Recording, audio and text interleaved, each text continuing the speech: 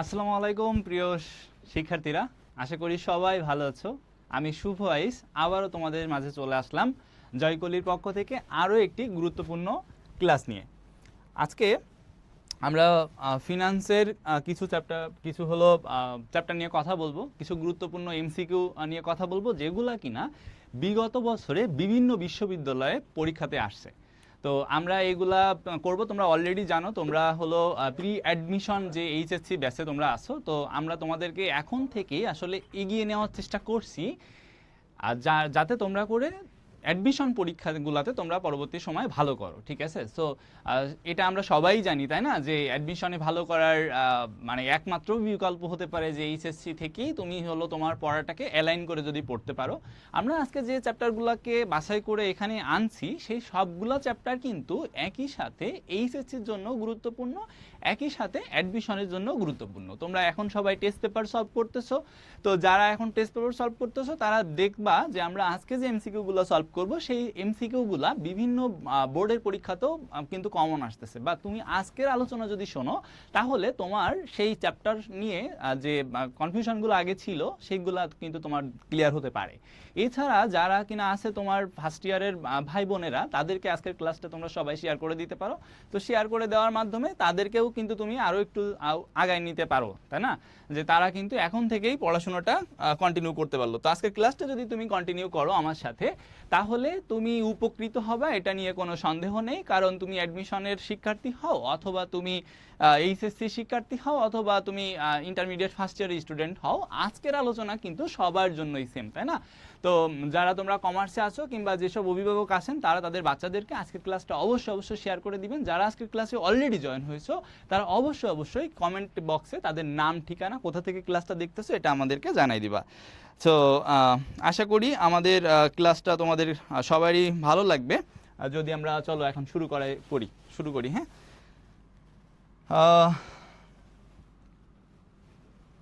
আচ্ছা, প্রথম প্রশ্নটা যদি আমরা দেখি, আমরা প্রথম প্রশ্নটা সমাধান করবো আসলে মূলধন বাজেটিং থেকে। তোমরা এখান থেকে দেখতেছো আমরা মূলধন বাজেটিং নিয়ে প্রথমে কথা বলবো। তো মূলধন বাজেটিং জিনিসটা আসলে তোমরা সবাই জানো। মূলধন বাজেটিং আসলে আমরা টাকা পয়সা তো সংগ্রহ করি, তাই না? ব্যবসা করার জন্য টাকা লাগে, নিঃসন্দেহে ব্যবসা করার জন্য টাকা লাগে। এখন ব্যবসা করার জন্য আমরা যে টাকাটা সংগ্রহ করি, এই সংগৃহীত টাকাটা এর একটা বড় অংশ, অর্থাৎ বড় পরিমাণ যে টাকাটা, এটা আমাদের বিনিয়োগ করতে হয় বিভিন্ন শেয়ারে বলো, বা বিভিন্ন স্থায়ী সম্পদে বলো, দৃশ্যমান কিংবা অদৃশ্যমান সম্পদে বলো, ঠিক আছে, স্পর্শনীয় কিংবা অস্পর্শনীয় সম্পদে বলো, আমাদের বিনিয়োগ করতে হয়, ঠিক আছে? এই বিনিয়োগ করার মাধ্যমে সেখান থেকে যে অতিরিক্ত মুনাফাটা আসে, সেটা দিয়ে কিন্তু আমরা ব্যবসা পরিচালনার যে ব্যয়গুলো আছে সেগুলো নির্বাহ করি, অথবা আমরা ফিনান্সিং কস্টটা কিন্তু মেটাই। অর্থাৎ আমরা টাকাটা যেখান থেকে সংগ্রহ করে আনছি, তাদেরকে কিন্তু আমরা সেই টাকাটা আবার ব্যাক করি। মানে তাদেরকে যে লভ্যাংশ দেওয়ার কথা ছিল, সেই প্রিন্সিপাল সহ সেই লভ্যাংশটা আমরা ব্যাক করি। তার মানে খুব গুরুত্বপূর্ণ একটা কাজ, ব্যবসায় পরিচালনা করার একটা গুরুত্বপূর্ণ কাজ, বা পুরো ব্যবসায়ের একটা গুরুত্বপূর্ণ কাজ হলো সঠিকভাবে আসলে মূলধন বাজেটিং করা। মূলধন বাজেটিং বলতে বোঝাচ্ছি যে তুমি দীর্ঘমেয়াদী যে তুমি সম্পদটা কিভাবে ব্যবস্থাপনা করতেছো, তোমার কোন কোন দীর্ঘমেয়াদী সম্পদ কেনা উচিত, কোন কোন দীর্ঘমেয়াদী সম্পদ তোমার ব্যবসায় ভ্যালু ক্রিয়েট করতেছে, কিংবা কোন কোন দীর্ঘমেয়াদী সম্পদ তোমার ব্যবসায় কি ভ্যালু ক্রিয়েট করতেছে না, তার কারণে তোমার বিক্রিও করে দেওয়া উচিত, ঠিক আছে? তো আমরা শুধুমাত্র সম্পদ কেনার সময় মূলধন বাজেটিং নিয়ে কথা বলি, ব্যাপারটা এমন না। আমরা আসলে সম্পদ বিক্রয় করব কিনা, দীর্ঘমেয়াদী সম্পদগুলো আমরা বিক্রয় করব কিনা, এটাও কিন্তু মূলধন বাজেটিং এর একটা গুরুত্বপূর্ণ সিদ্ধান্ত। তো মূলধন বাজেটিং এর সিদ্ধান্তে আমরা আসলে আলোচনা করব যে কোথায় কোথায় আমাদের বিনিয়োগ করা উচিত, কোন কোন প্রকল্পে আমাদের ইনভেস্ট করা উচিত, হ্যাঁ, বা বিনিয়োগ করা উচিত, এবং কোন কোন প্রকল্প আমরা যে ইনভেস্ট করব সেটা কিভাবে করি, আসলে আমরা কোন কোন রুলস বা কোন কোন সিস্টেমে গিয়ে আমরা সেই মানে বাছাই করি যে এই প্রকল্পটা আমাদের জন্য লাভজনক। তো এগুলো নিয়ে কথা বলবো। চলো আমরা দেখি আমাদের পরবর্তী স্লাইডগুলো। আমাদের প্রথম এমসিকিউটা যদি দেখি, নিচের কোনটি মূলধন বাজেটিং এর সিদ্ধান্ত নয়? আমরা প্রথমেই বলতেছিলাম যে মূলধন বাজেটিং কি নিয়ে কাজ করে, সাধারণত দীর্ঘমেয়াদী সম্পদ নিয়ে কাজ করে, তাই না? তার মানে দীর্ঘমেয়াদী সম্পদের কোনটাতে বিনিয়োগ করা হবে, কোনটা বিক্রি করে দেওয়া হবে বা বিনিয়োগ করা হবে না, ঠিক আছে, এবং কোনটা কত % হার আমাদেরকে রিটার্ন দিবে, এগুলো নিয়ে আসলে মূলধন বাজেটিং কাজ করে। এখন যদি আমরা অপশনগুলো পড়ি, উৎপাদনের মাত্রা বৃদ্ধিজনিত সম্প্রসারণ কার্যক্রম, হ্যাঁ, এটা হলো মূলধন বাজেটিং এর একটা সিদ্ধান্ত হতে পারে। তারপরে সি নাম্বার যদি দেখো, দীর্ঘমেয়াদী সম্পদের মানে অধিগ্রহণ, হ্যাঁ, দীর্ঘমেয়াদী সম্পদ আমরা কিনবো কিনা, এটাও একটা মূলধন বাজেটিং এর সিদ্ধান্ত হতে পারে। এবং ডি নাম্বার যদি আমরা দেখি, বর্তমান দীর্ঘমেয়াদী সম্পদের প্রতিস্থাপন, তার মানে এটাও কিন্তু দীর্ঘমেয়াদী সম্পদ নিয়ে কথা বলতেছে। তার মানে দেখো, এখানেও দীর্ঘমেয়াদী শব্দ আছে, এখানেও দীর্ঘমেয়াদী সম্পদ মানে শব্দ আছে। প্রথম অপশনটায় যদি আমরা দেখি, উৎপাদনের মাত্রা, হ্যাঁ, উৎপাদনের মাত্রা বৃদ্ধি পাইলে এই যে সম্প্রসারণ হয় একটা একটা ব্যবসা প্রতিষ্ঠান, তার মানে ব্যবসা সম্প্রসারণ মানেই তো একটা দীর্ঘমেয়াদী একটা প্রকল্প বা একটা চিন্তা ভাবনা, তাই না? তার মানে আমাদের ACD তিনটাই কিন্তু আসলে মূলধন বাজেটিং এর সাথে অ্যালাইন করতেছে না কোনটা? আমাদের বি নাম্বার, এবং এটাই কিন্তু আমাদের উত্তর, যেহেতু আমাদের জানতে চেয়েছে সিদ্ধান্ত নয়। ঠিক আছে, মূলধন বাজেটিং এর সিদ্ধান্ত আমরা আসলে কোন সিদ্ধান্তটা গ্রহণ করি না, আমরা আসলে চলতি সম্পদের কলেবর বৃদ্ধি এটা নিয়ে আমরা চিন্তা করি না, চলতি সম্পদ বৃদ্ধি পাবে কি পাবে না, চলতি সম্পদের আমাদের তারল্য কত হবে কি হবে না, এইগুলা নিয়ে কিন্তু আমরা মূলধন বাজেটিং এর কথা বলি না। আমরা ওয়ার্কিং ক্যাপিটাল ম্যানেজমেন্ট বলে একটা ব্যাপার আছে, চলতি সম্পদ ব্যবস্থাপনা বলে একটা জায়গা আছে, সেইখানে আমরা এটা নিয়ে কথা বলি। তার মানে আমাদের 1 নম্বর প্রশ্ন যদি তুমি ভালো করে বুঝো, 1 নম্বর প্রশ্নের মধ্যে আসলে লুকানো আছে অনেকগুলো প্রশ্নের উত্তর। ঠিক আছে, এই আলোচনার মধ্যেই তুমি দেখবা এই পুরো চ্যাপ্টারের অনেক আলোচনা আসলে এর মধ্য দিয়েই কমপ্লিট হচ্ছে। ঠিক আছে, তো আমরা 2 নম্বর প্রশ্নে যাব এবং দেখব যে এখানে আর কি ভেরিয়েন্টের কোশ্চেন আমরা এখানে দেখি। দুইটা প্রকল্পের মধ্যে একটা প্রকল্পে বিনিয়োগ যখন অপর প্রকল্পের নগদ প্রবাহে কোনো ক্রমে প্রভাবিত করে না, তখন সেই প্রকল্পকে কোন ধরনের প্রকল্প বলে? আমাদের প্রকল্প আসলে দুই ধরনের, একটা প্রকল্পকে আমরা বলি স্বাধীন প্রকল্প, একটা প্রকল্পকে আমরা বলি স্বাধীন, আর আরেকটাকে বলি পরস্পর বর্জনশীল। ঠিক আছে, পরস্পর বর্জনশীল। ঠিক আছে, পরস্পর বর্জনশীল। আচ্ছা, পরস্পর বর্জনশীল প্রকল্প, স্বাধীন প্রকল্প কি? তুমি ইকোনমিক্স যদি পড়ে থাকো কিংবা ফিনান্স, আমরা সব জায়গাতে আসলে জানি যে আমাদের আসলে সম্পদ লিমিটেড। তার মানে আমরা যে ফিনান্সিং করি, আমাদের যে টাকা পয়সা, এটা কিন্তু লিমিটেড, তাই না? আমাদের টাকা পয়সা কিন্তু অগাধ না যে তুমি চাইলেই টাকা পয়সা ছাপাই নিতে পারো বাসা থেকে, তাই না? প্রিন্ট করে নিতে পারো, ব্যাপারটা কিন্তু এমন না। তো যেহেতু আমাদের টাকা পয়সার একটা লিমিটেশন থাকে, তো এই জন্য আমরা যখন প্রকল্প নির্বাচন করি, আমাদের সেই প্রকল্প নির্বাচনের সময় ভাবতে হয় যে আমি আসলে এ প্রকল্পে যাব না বি প্রকল্পে যাব। তুমি যেমন একটা মোবাইল কেনার সময় ভাবো যে তুমি আসলে অপ্পোর ফোন কিনবা না স্যামসাং এর ফোন কিনবা, কিংবা তুমি কি আইফোন কিনবা না স্যামসাং এর একটা ফোন কিনবা, তাই না?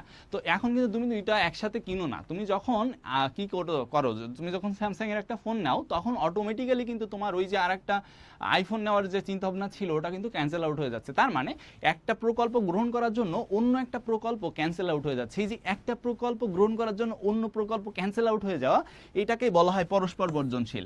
তুমি নির্বাচনের কথা চিন্তা করো, জাতীয় নির্বাচন, যে তুমি একটা রাজনৈতিক দলকে নির্বাচনে জয়ী করার মাধ্যমে তাকে সরকার গঠনের তুমি সুযোগ দেওয়ার মাধ্যমে অন্য যে রাজনৈতিক দলটা ছিল তাকে কিন্তু তুমি সিদ্ধান্ত, মানে তোমার হলো ওইখান থেকে বাদ দিয়ে দিচ্ছ, তাই না? মানে তাকে কিন্তু তুমি সুযোগটা দিচ্ছ না। তার মানে এখানে এই যে টাইপের যতগুলা সিদ্ধান্ত আছে, তুমি একজনকে নিচ্ছ, অন্যজনকে তার জায়গায় নিচ্ছ, অন্যজন বাদ পড়ে যাচ্ছে, তাই না? তার মানে এইটাকে বলা হয় পরস্পর বর্জনশীল, অর্থাৎ তুমি একজনকে নিলে অন্যজনের জায়গাটা কি হয়ে যায়, বন্ধ হয়ে যায়, অটোমেটিক্যালি বন্ধ হয়ে যায়, এটাকে বলা হয় পরস্পর বর্জনশীল সিদ্ধান্ত। ঠিক আছে, আরেকটা সিদ্ধান্ত যেটা, সেটা হলো স্বাধীন প্রকল্প। তো স্বাধীন প্রকল্পে আমরা আসলে বিনিয়োগ করি কখন? যখন আমাদের টাকা পয়সা বেশি থাকে কিংবা আমাদের স্কোপ বেশি থাকে।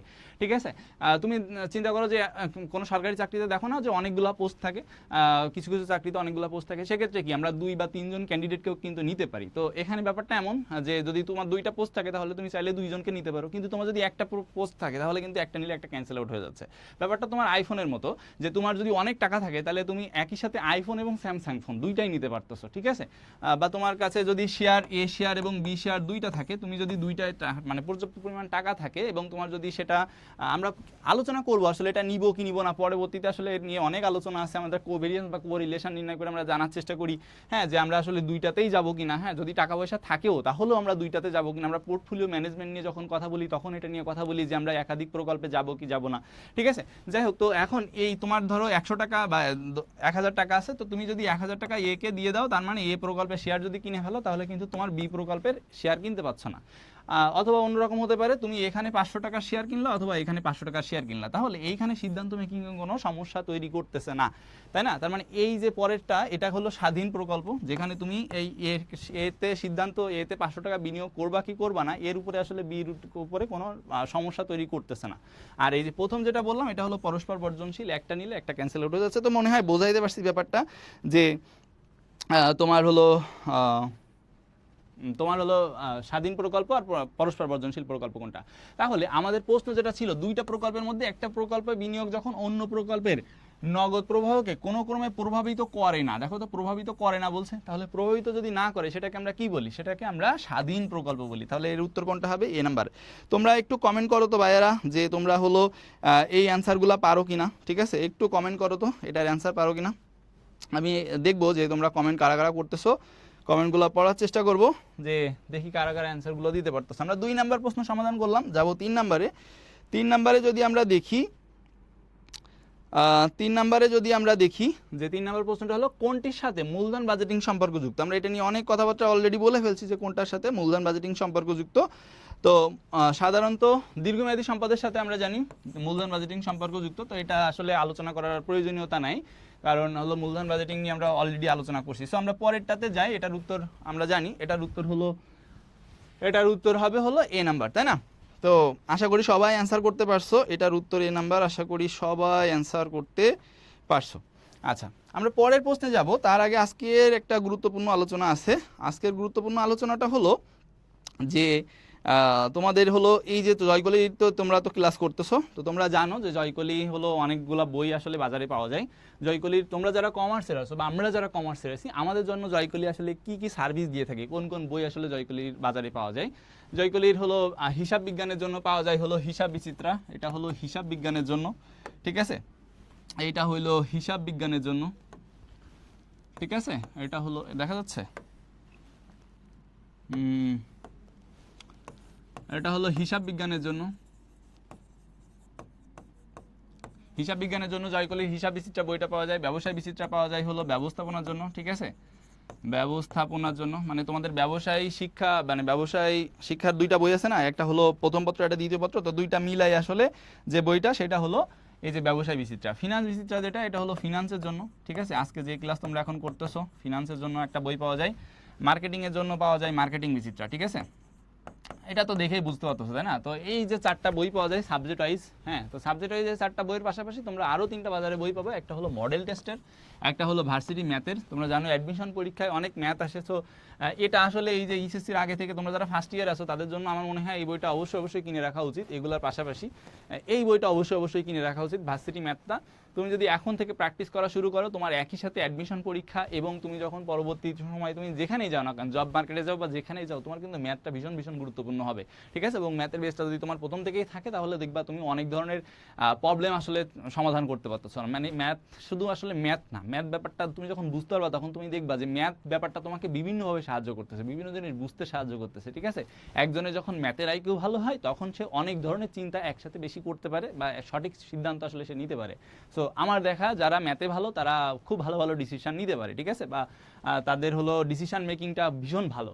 তো এই ম্যাথ বইটা তুমি রাখতে পারো, তুমি যদি আর্টসের স্টুডেন্ট হও তাও রাখতে পারো, তুমি যদি কমার্সের স্টুডেন্ট হও তাও রাখতে পারো, ঠিক আছে? সো এই ম্যাথ বইটা সবাই রাখতে পারো, ম্যাথের বইটা ভীষণ ভালো। এরপরে হলো এই যে রিটেনের, মানে বাণিজ্য বিভাগের রিটেনের, তোমরা জানো যে ঢাকা বিশ্ববিদ্যালয়ে রিটেনের পরীক্ষা হয়, তাই না? তো জগন্নাথে রিটেনের পরীক্ষা হয়, তো এখন এই বইটাও তোমরা রাখতে পারো সাথে সাথে, ঠিক আছে? সো মোটামুটি তোমরা একটা স্ক্রিনশট দিয়ে রাখতে পারো, যারা আসলে অনেকেই কনফিউশনে থাকো যে জয়কলির বই নাম তো অনেক শুনি, কিন্তু জয়কলির আসলে কমার্সের কি বই পাওয়া যায়, ঠিক আছে? তো জয়কলির আসলে কমার্সের জন্য এই বইগুলা পাওয়া যায়, ঠিক আছে? আচ্ছা, তো মোটামুটি আমরা এখানে দেখলাম যে জয়কলির কোন কোন বই পাওয়া যায়। চলো আমরা আবার পড়ালেখায় ফিরে যাই। আমাদের 4 নম্বর প্রশ্নটা হলো দীর্ঘমেয়াদী ভিত্তিতে লাভজনক প্রকল্পে বিনিয়োগ সিদ্ধান্তকে কি বলা হয়, ঠিক আছে? দীর্ঘমেয়াদের ভিত্তিতে, দীর্ঘমেয়াদী ভিত্তিতে, দেখো তো এই কথাটা কি পরিচিত লাগতেছে না? আমরা এই কথা নিয়ে আলোচনা করছি না? দীর্ঘমেয়াদের ভিত্তিতে, যখন দীর্ঘমেয়াদী হয় তখন আমরা তো দীর্ঘমেয়াদী সম্পদের কথা বলি, তাই না? দীর্ঘমেয়াদী বিনিয়োগের কথা বলি, দীর্ঘমেয়াদে কোনো কিছু কেনা বা বিক্রয় করার কথা ভাবি, তাহলে দীর্ঘমেয়াদে যে কেনা বিক্রয় করা, দীর্ঘমেয়াদে যে কোনো কিছু করা, বিনিয়োগ করা, এইটাকে আমরা একবারে কি বলি বলো তো? মূলধন বাজেটিং বলি না? তার মানে এটার উত্তর কিন্তু সি নাম্বার, তাই না? আচ্ছা, আমরা 4টা কোশ্চেন কিন্তু পড়ে ফেলছি এবং 4টাতে কিন্তু আমরা ঘুরে ফিরে দেখছি যে আমাদের মূলধন বাজেটিং এর একদম কোথা থেকে কোশ্চেন আসে বলো তো? একদম কোর কনসেপ্ট থেকে, আসলে মূলধন বাজেটিং কি বা বলতে কি বোঝায়, এই জায়গাটা থেকে কিন্তু ভীষণ কোশ্চেন আসে, ঠিক আছে? সো অ্যানালাইসিস করে পড়াটাও আসলে খুব ভীষণ জরুরি, যে আমার আসলে কোন জায়গাটা পড়তে হবে কোন জায়গাটা পড়তে হবে না। সো এই চ্যাপ্টারের মনে হয় আমি সর্বাঙ্গিক আলোচনা করে ফেলছি। এখন যদি আমি র্যাপিডলি যাই, তোমরা দেখবা কোশ্চেনগুলোর অ্যান্সার করতে পারতেছো। 2-1টা একটু ঝামেলা হতে পারে, সেক্ষেত্রে আমি আসির সাথে সমস্যা নাই। So let's go. 5 নম্বরে বলতেছে কোনো প্রকল্প গ্রহণ করা হলে অন্য প্রকল্পগুলো অবশ্যই বাতিল করতে হবে, অবশ্যই বাতিল করতে হবে, মানে একজনকে নিলে আরেকজনকে অবশ্যই বসায় রাখতে হবে। এই যে অবশ্যই বাতিল করতে হবে, একটা প্রকল্পে তুমি যদি ইনভেস্ট করো তাহলে আরেকটা প্রকল্পের মানে ওইটা আরেকটা তুমি কিনতে পারবা না বা নিতে পারবা না, অন্য প্রকল্পে তুমি ইনভেস্ট করতে পারবা না, কারণ ওর সুবিধাটা তো তুমি এই একজনকে দিয়ে দিচ্ছ, তাই না? তো এইটাকে কি প্রকল্প বলা হয়? আমি অলরেডি আলোচনা করে ফেলছি, এটাকে বলা হয় পরস্পর বর্জনশীল প্রকল্প।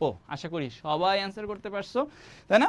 তোমরা সবাই অ্যান্সার করার এই প্র্যাকটিসটা তৈরি করো, বুঝছো? যারা হলো অনলাইনে ক্লাস করো তারা সবাই এই কমেন্ট করার এই প্র্যাকটিসটা চালু করো বা শুরু করো, যারা যারা এখনও লজ্জা করো এটা করা শুরু করো, দেখবা তুমি আসলে আগায় যাচ্ছ, তোমার মনে থাকতেছে, ঠিক আছে? এটা আমি প্র্যাকটিক্যালি নিজেও হলো এক্সপিরিয়েন্স করছি, ঠিক আছে? একসময় আমিও তোমাদের মতো ভাবতাম হাই রে কমেন্ট করবো, কে না কি দেখবে, কে না কি ভাববে, যদি ভুল হয় তাহলে কি হবে, আলটিমেটলি ভুল হইলেই তুমি লাভবান হবা, ঠিক আছে? আচ্ছা, তো সবাই তো যেটা করে যে দেখে দেখে অ্যান্সার করে, ধরো একজন অ্যান্সার করছে এ নাম্বার, এইবার সবাই বাকি সবাই এ নাম্বারে অ্যান্সার করতেছে, তুমি অ্যান্সার করেই দেখো না, তোমার কাছে বি মনে হচ্ছে, তুমি কেন এতে অ্যান্সার করতে যাবে, তুমিও বি অ্যান্সার করো, তারপর দেখো স্যার কি বলে, তো তুমি স্যারকে জিজ্ঞেস করো স্যার এটা বি কেন হইলো না, ঠিক আছে? ওকে, সো এই প্র্যাকটিসটা তৈরি করো, দেখবা তোমার অনলাইন প্ল্যাটফর্মে এখন তো সব কিছু আমরা অনলাইনে হয়ে যাচ্ছে, তাই না? তো তোমার দেখবা লার্নিংটা তোমার ভীষণ মজবুত হচ্ছে, বা তুমি খুব অ্যাটেন্টিভলি আর কি, তোমার লার্নিংটা খুব অ্যাটেন্টিভ থাকে আর কি, হ্যাঁ, তুমি কানেক্টেড থাকো খুব বেশি। 6 নম্বরে মূলধন বাজেটিংয়ের প্রথম ধাপ কোনটি? মূলধন বাজেটিংয়ের প্রথম ধাপ কোনটি? আমরা মূলধন বাজেটিং অলরেডি কিন্তু আমরা বুঝে ফেলছি যে মূলধন বাজেটিং আসলে একটা সিদ্ধান্ত না, তার মানে এখানে ধারাবাহিকভাবে কয়েকটা সিদ্ধান্ত, তাই না? তাহলে মূলধন বাজেটিংয়ের যে এখানে কয়েকটা ধাপ আমরা পরপর করে আগাই যাই। প্রথমে আমরা কি করি? প্রথমে আমরা প্রকল্প মূল্যায়ন করি, ঠিক আছে? প্রথমে আমরা প্রকল্প প্রণয়ন করি, মানে তৈরি করি, হ্যাঁ। প্রথমে আমরা প্রকল্প প্রণয়ন করি, মানে আমরা আসলে খুঁজে দেখি, হ্যাঁ, যে কোথায় কোথায় কোন কোন প্রকল্প আছে ইনভেস্ট করার জন্য। ধরো তোমার কাছে 1 লাখ টাকা আছে, তুমি এখন বুঝে বের করলা যে আমি যদি 1 লাখ টাকা সোনালী ব্যাংকে রাখি তাহলে কি হবে। সোনালী ব্যাংকে যে কথা বলে দেখলাম, হ্যাঁ, ওদের একটা রেজাল্ট নিয়ে আসলাম যে ওরা কি বলতে চাচ্ছে। আমি রূপালী ব্যাংকে গিয়ে দেখলাম, আমি হলো সঞ্চয়পত্রে বাংলাদেশ ব্যাংকে বা যে কোনো ব্যাংকে গিয়ে দেখলাম, আমি ব্র্যাক ব্যাংকে গিয়ে দেখলাম, ঠিক আছে? এরকম ভ্যারাইটিস। আমি শেয়ার মার্কেটে গিয়ে দেখলাম যে ওরা কি বলতেছে, কত টাকা রিটার্ন দিবে, কোনটাতে কত ঝুঁকি এবং কোনটাতে কত আয়ের হার, এই দুইটা জিনিস আমার ইনফরমেশন লাগে, আমরা জানি, তাই না? তো এই দুইটা জিনিস আমি প্রত্যেকটা প্রকল্প থেকে আমি আসলে খুঁজে বের করার চেষ্টা করি। এরপরে আমি এইগুলা মূল্যায়ন করি, আমি এখানে ম্যাথ করি, হ্যাঁ, মূল্যায়ন করি। এই মূল্যায়ন করার মাধ্যমে আমরা আসলে দেখার চেষ্টা করি যে কোন প্রকল্পের আমার হলো সিভি অর্থাৎ কোভেরিয়েন্সটা আসলে কম, ঠিক আছে? সেইটা আমরা নেওয়ার চেষ্টা করি, কারণ কোভেরিয়েন্স কম মানে আমার ঝুঁকির তুলনায় মুনাফার হার বেশি, তাই না? তো এইগুলো আমরা প্রথমে হলো প্রকল্প প্রণয়ন করার পরে প্রকল্প মূল্যায়ন করি, প্রকল্প মূল্যায়ন করার পরে প্রকল্প এবার নির্বাচন করি, ঠিক আছে? প্রকল্প নির্বাচন করি, যে এইবার তাহলে আমি সব বুঝে ফেললাম, 3টা ক্যালকুলেট করে দেখলাম যে এ নাম্বারটা আমার ভালো রিটার্ন দিচ্ছে, তাই না? তুমি যখন মোবাইল কেনো তখন তো তাই করো, যে আমি চাচ্ছি হলো ভালো একটা ক্যামেরা, তাহলে স্যামসাংয়েরটা দেখলাম, একই টাকার স্যামসাংয়েরটা দেখলাম, আইফোনেরটা দেখলাম, আরও একটা অন্য কোম্পানির একটা কিছু দেখলাম। এবার 3টা দেখার পরে এবার আমি দেখলাম যে 3টারই আসলে ক্যামেরা আমার কাছে মনে হচ্ছে 10-এ সবগুলোকে আমি 10 দিলাম বা 9 দিলাম। এখন আমার কাছে মনে হচ্ছে যে স্পিড কোনটার বেশি, তো এরপরে যেটা আমি স্পিড দেখবো বা ফিচার যেটার বেশি দেখবো আমি সেটাই নিব, তাই না? এই আর কি। নির্বাচন করার পরে শুধু নির্বাচন করে রাখলেই কি হবে, সেটার সাথে সাথে কি করতে হবে বলো তো, সেটা বাস্তবায়ন করতে হবে, তাই না? বাস্তবায়ন করতে হবে এবং সেগুলোকে মনিটরিং করতে হবে অলওয়েজ, তাই না? তার মানে এইগুলা কিন্তু আমাদের ধারাবাহিকভাবে ধাপ আর কি, তুমি উল্টাপাল্টা কিন্তু করতে পারবে না। তাহলে প্রথমেই তোমার এখানে জিজ্ঞাসা করছে প্রথম ধাপ কোনটি, তাহলে প্রথম ধাপ কোনটি? আমাদের ডি নাম্বারটা, প্রকল্প প্রণয়ন, ঠিক আছে? আশা করি সবাই বুঝতে পারছো। তো আমি পরের প্রশ্নে যাব, তোমরা সবাই একটু কমেন্ট করো, আমি দেখি কি অবস্থা। আমরা যদি পরের প্রশ্নটা যদি একটু দেখার চেষ্টা করি এবং তোমরা অ্যান্সার করা শুরু করো, দেখো এটাও তোমরা পারবা। Long term financial plan is called, হ্যাঁ, মানে দীর্ঘমেয়াদী যে সিদ্ধান্তটা, এটাকে কি বলে? দীর্ঘমেয়াদী যে অর্থায়ন প্রকল্প, ফিনান্সিয়াল প্ল্যান, অর্থায়ন প্রকল্প, এটাকে কি বলে? আমরা অলরেডি এটার উত্তর আগের প্রশ্নে পেয়ে গেছি, সেটা হলো মূলধন বাজেটিং বলে। এটাকে কি বলে? মূলধন বাজেটিং বলে, ঠিক আছে? আচ্ছা, তো আমি কি পরের প্রশ্নে কিন্তু গেলাম, হ্যাঁ, পরের প্রশ্নে যদি যাই, পরের প্রশ্নে বলতেছে which on is a characteristic, মানে বৈশিষ্ট্য অফ ক্যাপিটাল বাজেটিং, মানে মূলধন বাজেটিং। ক্যাপিটাল মানে মূলধন, হ্যাঁ, তাহলে মূলধন বাজেটিং এর বৈশিষ্ট্য কোনটা? মূলধন বাজেটিং এর বৈশিষ্ট্য কোনটা? এখানে যে 4টা অপশন আছে, invest in fixed asset, invest in current asset, invest in net current asset, আর ইনভেস্ট ইন র ম্যাটেরিয়ালস, ঠিক আছে? তাহলে আমরা তো র ম্যাটেরিয়াল নিয়ে কাজ করি না, আমরা হলো নিট কারেন্ট অ্যাসেট নিয়ে কাজ করি না, আমরা কারেন্ট অ্যাসেট নিয়েও কাজ করি না, তাই না? আমাদের এই যে মূলধন বাজেটিংয়ের মূল কথা তো দীর্ঘমেয়াদ নিয়ে, তাহলে দীর্ঘমেয়াদে আমাদের কোনটা থাকে? এই যে অপশান এই থাকে, তার মানে স্থায়ী সম্পদে বিনিয়োগ, পাশে বাংলা লেখা আছে যদি দেখো, তাহলে এর উত্তর হবে এ নাম্বারটা, ঠিক আছে? আচ্ছা, 9 নম্বরে যদি দেখো, বিনিয়োগের সুযোগকে বিশ্লেষণ করার সবচেয়ে ভালো উপায় কোনটি? আচ্ছা, এই যে আমরা বিনিয়োগ করতেছি এতক্ষণ ধরে, বিনিয়োগ যে করি, বিনিয়োগটাকে আমরা বলছিলাম মূল্যায়ন করি, তাহলে মূল্যায়ন করার জন্য সময় আমরা হলো দেখার চেষ্টা করি যে মানে কয়েকটা ওয়ে আছে, কয়েকটা পদ্ধতি আছে বিনিয়োগটাকে মূল্যায়ন করার। তোমার যদি পদ্ধতি ভুল হয় তাহলে মূল্যায়ন করতেও ভুল হবে, তাই না? তো তুমি হলো কয়েকটা পদ্ধতি আছে, কয়েকটা পদ্ধতিতে আমরা আসলে মূল্যায়ন করি। সেই পদ্ধতিগুলো যদি আমি এখানে লিখি, এনপিভি একটা আছে, তোমরা এটার নাম জানো, আইআরআর আছে, তাই না? তারপরে এআরআর আছে, তারপরে হলো তোমার পেব্যাক পিরিয়ড আছে, হ্যাঁ, পে ব্যাক পিরিয়ড, পিপি আছে, পে ব্যাক পিরিয়ড আছে। আচ্ছা, পিবিপি মনে হয়, পে ব্যাক পিরিয়ড, পিবিপি। তো এরকম এরকম 3-4টা আছে। তো আমাদের এর মধ্যে সবচেয়ে ভালো উপায় কোনটি? সবচেয়ে ভালো উপায় হলো এই যে মনে রাখবা এনপিভি। কেন এনপিভি? কারণ এনপিভির মধ্যে তোমার একই সাথে সময় মূল্যকে বিবেচনা করা হয়, একই সাথে তোমার ঝুঁকির হারকে বিবেচনা করা হয়, ঠিক আছে, মানে ঝুঁকি বিবেচনা করা হয়, একই সাথে তোমার হলো অর্থ সময় মূল্য তো বললাম, তো এটাও বিবেচনা করা হয়। তো এখানে আসলে বিবেচ্য বিষয় অনেকগুলো থাকে। এখানে হলো তোমার সময়কে, যেটা যেটা বললাম, সময়, ঝুঁকি, ঠিক আছে, অর্থের পরিমাণ, এই সবগুলোকে আসলে বিবেচনা করা হয় এনপিভির মধ্যে, ঠিক আছে। তো এটাকে বলা হয় সব থেকে কার্যকর উপায়। বাকি যেগুলো থাকে, যেমন এটাতে কিন্তু তোমার সময় মূল্যকে বিবেচনা করা হয় না, ঠিক আছে, লাভজনকতা বিবেচনা করার একটা ব্যাপার থাকে। এখানে শুধুমাত্র পেব্যাক পিরিয়ডে শুধুমাত্র সময়কে বিবেচনা করা হয়, অন্য কোনো কিছু বিবেচনা করা হয় না।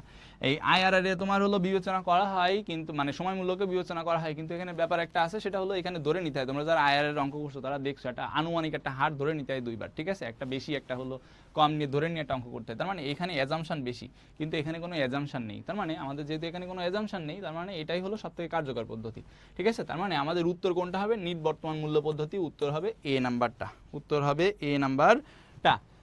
ওকে, সো আমরা 9টা কোশ্চেনও দেখে ফেললাম, 9 নাম্বার কোশ্চেন দেখে ফেললাম। 10 নাম্বার কোশ্চেনে যদি যাই, একটা স্বাধীন প্রকল্প নির্বাচনের ক্ষেত্রে কোনটা গ্রহণযোগ্য? আচ্ছা, যদি আমরা আইআরআর পদ্ধতিতে যাই, আইআরআর পদ্ধতিতে যদি আমরা যাই, তাহলে আমরা দেখব যে আমাদের উপার্জনটা অবশ্যই আমাদের খরচের থেকে বেশি হতে হবে। যদি আমরা দেখি যে আমরা মূলধন, মানে কারো কাছ থেকে টাকা নিয়ে আসলাম, 10 লাখ টাকা ধার করে নিয়ে আসলাম, নিয়ে আমি বিনিয়োগ করলাম। এখন এই যে 10 লাখ টাকা ধার করে আনলাম, সে তো আমার কাছ থেকে 1 লাখ টাকা অবশ্যই হয়তো বেশি চাইবে, বা 50,000 টাকা বেশি চাইবে, তাই না? তো তাকে তো আমার মাথায় রাখতে হবে যে আমার হলো এখানে খরচ কত, এই যে 50,000 টাকা অতিরিক্ত যে তাকে যেটা দেওয়া লাগতেছে। তাহলে আমি যখন বিনিয়োগ করব, তখন আমার কিন্তু আবার মাথায় রাখতে হবে যে আমি যে উপার্জনটা করে নিয়ে আসবো, সেটা অবশ্যই অবশ্যই 1 লক্ষ, মানে 10,50,000 থেকে বেশি হইতে হবে, তাই না? তার মানে আমার আয়টা অবশ্যই বেশি হইতে হবে। আয় বেশি হইতে হবে কিসের থেকে? ব্যয়ের থেকে আয় বেশি হইতে হবে। তো আয়ের থেকে ব্যয় বেশি হইলেই না হলো তোমার লাভ হবে, তাই না? তার মানে আমাদের আয়ের কোন পদ্ধতিতে আমরা যাবো? যে বি নাম্বার যে অপশনটা, যে আন্ত আয় উপার্জন হারটা বেশি হবে ফার্মের মূলধন খরচ থেকে, ঠিক আছে। সো এটাও একদম ডিরেক্ট প্রশ্ন 10 নাম্বারটা। 11 নাম্বার কোশ্চেনে আমরা যদি যাই, 11 নাম্বারে দেখবো নিট বর্তমান মূল্য পদ্ধতি নিচের কোন বিষয়টি বিবেচনা করে না? হ্যাঁ, নিট বর্তমান মূল্য পদ্ধতি, এই যে নিট বর্তমান মূল্য পদ্ধতিতে আমরা বলি এনপিভি, একটু আগে আমরা কথা বলতেছিলাম। তো এনপিভি এই যে ঝুঁকি বিবেচনা করে, হ্যাঁ, এনপিভি এই যে নগদ প্রবাহ বিবেচনা করে, এনপিভি অর্থের সময় মূল্য বিবেচনা করে। আমি একটু আগে 3টার কথা বলছিলাম, এই সেই 3টা, দেখছো সবগুলো মিলছে। তাহলে এই যে 3টা বাদে আমাদের এনপিভি কোনটা বিবেচনা করে না? আমাদের আসলে লাভজনকতা বিবেচনা করে না, ঠিক আছে। লাভজনকতা নিয়ে আসলে আমরা কাজ করিও না মূলধন বাজেটিংয়ে, ঠিক আছে। সো এই জন্য এটা আমাদের লাগে না। হ্যাঁ, তো লাভজনকতা বিবেচনা না করার পরেও কিন্তু আমাদের এনপিভি কি? এনপিভি হলো একটা বেটার সলিউশন, ঠিক আছে, বেটার সলিউশন কম্পেয়ার টু ওই যে আইআরআর কিংবা পেব্যাক পিরিয়ড কিংবা এআরআর যেসব পদ্ধতি আছে এগুলার থেকে, ঠিক আছে। সো আশা করি এটার উত্তরও তোমরা সবাই বুঝতে পারছো। 12 নম্বরে বলছে নিচের কোন প্রকল্পটি বিনিয়োগের জন্য নির্বাচন করা উচিত, ঠিক আছে, কোন প্রকল্পটা? আচ্ছা, আমরা এখানে কয়েকটা প্রকল্পের মানে ক্যারেক্টারিস্টিক্স নিয়ে দেখি। আমরা অপশানে যদি দেখি, এ নাম্বার যে প্রকল্পটা আছে সেটা আমাদের বলতেছে সর্বনিম্ন আন্তঃহায় হার সম্পন্ন প্রকল্প। 2 নম্বরে বলছে সর্বোচ্চ নিট বর্তমান মূল্য সম্পন্ন প্রকল্প, অবশ্যই এটা হওয়া উচিত। 3 নম্বরে বলছে সর্বনিম্ন গড় মুনাফার হার সম্পন্ন প্রকল্প, এবং 4 নম্বরে বলতেছে দীর্ঘমেয়াদী পেব্যাক। আচ্ছা, দীর্ঘমেয়াদী পেব্যাক দিয়ে আমি শুরু করি 4 নম্বর থেকে। দীর্ঘমেয়াদী পেব্যাক মানে তুমি যে টাকা বিনিয়োগ করলা, এটা তোমার কাছে ফিরে আসতে বেশি সময় লাগতেছে। স্বল্পমেয়াদী হইলে এটা ভালো ছিল, তার মানে এটা অবশ্যই উত্তর হবে না। দীর্ঘমেয়াদী পেব্যাক মানে তোমার বেশি সময় লাগতেছে তুমি যে টাকা বিনিয়োগ করছো সেটা তোমার ঘরে ফিরে আসতে, সো এটা বাদ। 3 নম্বরে বলছে সর্বনিম্ন গড় মুনাফা। আচ্ছা, সর্বনিম্ন গড় মুনাফা তো আমরা অবশ্যই চাইবো না, আমরা অবশ্যই চাইবো সর্বোচ্চ গড় মুনাফা, তাই না? যে আমার মুনাফাটা সব থেকে বেশি হোক, তাহলে আমাদের 3 নাম্বারটাও হবে না। এই নাম্বারে বলছে সর্বনিম্ন আন্তঃহায়। আচ্ছা, আমরা কি সর্বনিম্ন আন্তঃহায় আয় নিয়ে কাজ করবো? আমরা তো দীর্ঘমেয়াদী আয় নিয়ে কাজ করবো, তার মানে আমাদের এটাও কিন্তু হবে না, আমাদের উত্তর হবে বি নাম্বারটা, ঠিক আছে। সো এটাও আমাদের আমরা আশা করি পারবো। 13 নম্বরে বলছে মূলধন বাজেটিং এর কোন কৌশলটি অর্থের সময় মূল্যকে বিবেচনা করে না? এই যে আমি অলরেডি কিন্তু বলছিলাম আগের বারের আলোচনাতে যে এআরআর যে পদ্ধতিটা, এইটা আসলে কোনটাকে বিবেচনা করে না? অর্থের সময় মূল্যটাকে বিবেচনা করে না। কিভাবে বুঝলাম আমি কি এটা নিয়ে অনেক পড়াশোনা করার আসলে দরকার নেই। এআরআর মানে হলো গড় মুনাফার হার। উপরে কি থাকে? উপরে থাকে গড় মুনাফা। সূত্রটা যদি মনে থাকে এমনিই বুঝতে পারবা, গড় মুনাফা ডিভাইডেড বাই মোট বিনিয়োগ, ঠিক আছে, মোট বিনিয়োগ। হ্যাঁ, আচ্ছা, মোট বিনিয়োগ না গড় বিনিয়োগ, ঠিক আছে, গড় বিনিয়োগ। হ্যাঁ, আচ্ছা, গড় বিনিয়োগ। হ্যাঁ, যদি 2টা বিনিয়োগ থাকে তাহলে, বা একটা বিনিয়োগ থাকে তাহলে ওই বিনিয়োগ আর সাথে 0 যোগ করে 2 দিয়ে ভাগ দিতে হয়, আমরা জানি। তো এই হলো গড় মুনাফা ডিভাইডেড বাই গড় বিনিয়োগ। আচ্ছা দেখো তো এর মধ্যে কোথাও সময় মূল্য আছে? মানে আমরা তো সময় মূল্য মানে জানি, তাই না, যে সময় চলে আসে, সময় একটা বিবেচনা বিষয় থাকে, বিবেচ্য বিষয় থাকে, কিংবা হার একটা বিবেচ্য বিষয় থাকে। এখানে কি তার কোনোটা আছে? নাই। তাহলে অর্থের সময় মূল্যকে কি বিবেচনা করতেছে এই সূত্র দ্বারা? দেখে মনে হচ্ছে এটা অর্থের সময় মূল্যকে বিবেচনা করতেছে? উত্তর হলো অবশ্যই না। তার মানে এই সূত্র দেখেই কিন্তু বোঝা যায় যে এটা আসলে কি করে না, অর্থের সময় মূল্যকে বিবেচনা করে না। ওকে, তো আমরা ডি নাম্বার দেখে ফেললাম, এর উত্তর হবে। আমরা পরের প্রশ্নে 14 নম্বরে যদি যাই, গড় মুনাফার হার পদ্ধতিকে মুনাফা, এখানে যে আমরা একটু আগে যে সূত্রটা লিখলাম, এই যে গড় মুনাফা ডিভাইড বাই গড় বিনিয়োগ, এইখানে এই যে মুনাফা বলতে আসলে কোনটাকে বোঝায়? এই সূত্র অনুযায়ী মুনাফা বলতে আসলে গড় মুনাফাকে বোঝায়। কোন মুনাফাকে বোঝায়? গড় মুনাফাকে বোঝায়, গড় মুনাফাকে বোঝায়। আশা করি এটাও বোঝা গেছে। এটাও তাহলে কঠিন কোনো কোশ্চেন না। তার মানে মূলধন বাজেটিং শব্দ শোনার সাথে যাদের যাদের হাঁটুতে কাঁপুনি ধরে, এই চ্যাপ্টারটা কিন্তু আসলে তত কঠিন না। আচ্ছা, মূলধন বাজেটিং কৌশলের সনাতন পদ্ধতি কোনটা? আমরা সনাতন পদ্ধতি একদম শুরুতে যেটা ছিল, বা আমি শেষে যেটা লিখছিলাম, সেটা কি ছিল? Pay back period. দেখো তো এটা কোথায় আছে? অভ্যন্তরীণ আয়ের হার, মুনাফা লভ্যতা সূচক, গড় মুনাফার হার। আচ্ছা, ওটা তো নেই, তার মানে আমাদের গড় মুনাফার হার হবে উত্তর। ঠিক আছে, গড় মুনাফার হার হবে উত্তর। ঠিক আছে, গড় মুনাফার হার হবে উত্তর। তাহলে আমরা অলরেডি বুঝে ফেলছি 15 নম্বরে এই হবে উত্তর। আমরা 16 নাম্বার কোশ্চেন বা আমরা নতুন চ্যাপ্টার শুরু করব, তার আগে একটু ছোট্ট অ্যানাউন্সমেন্ট আছে। তোমরা যারা আমাদের অনলাইন ক্লাসগুলো করতেছো, তারা আরও এরকম ফ্রিতে একাধিক বা অনেক অনেক বেশি ফ্রি ক্লাস তোমরা করতে পারবা।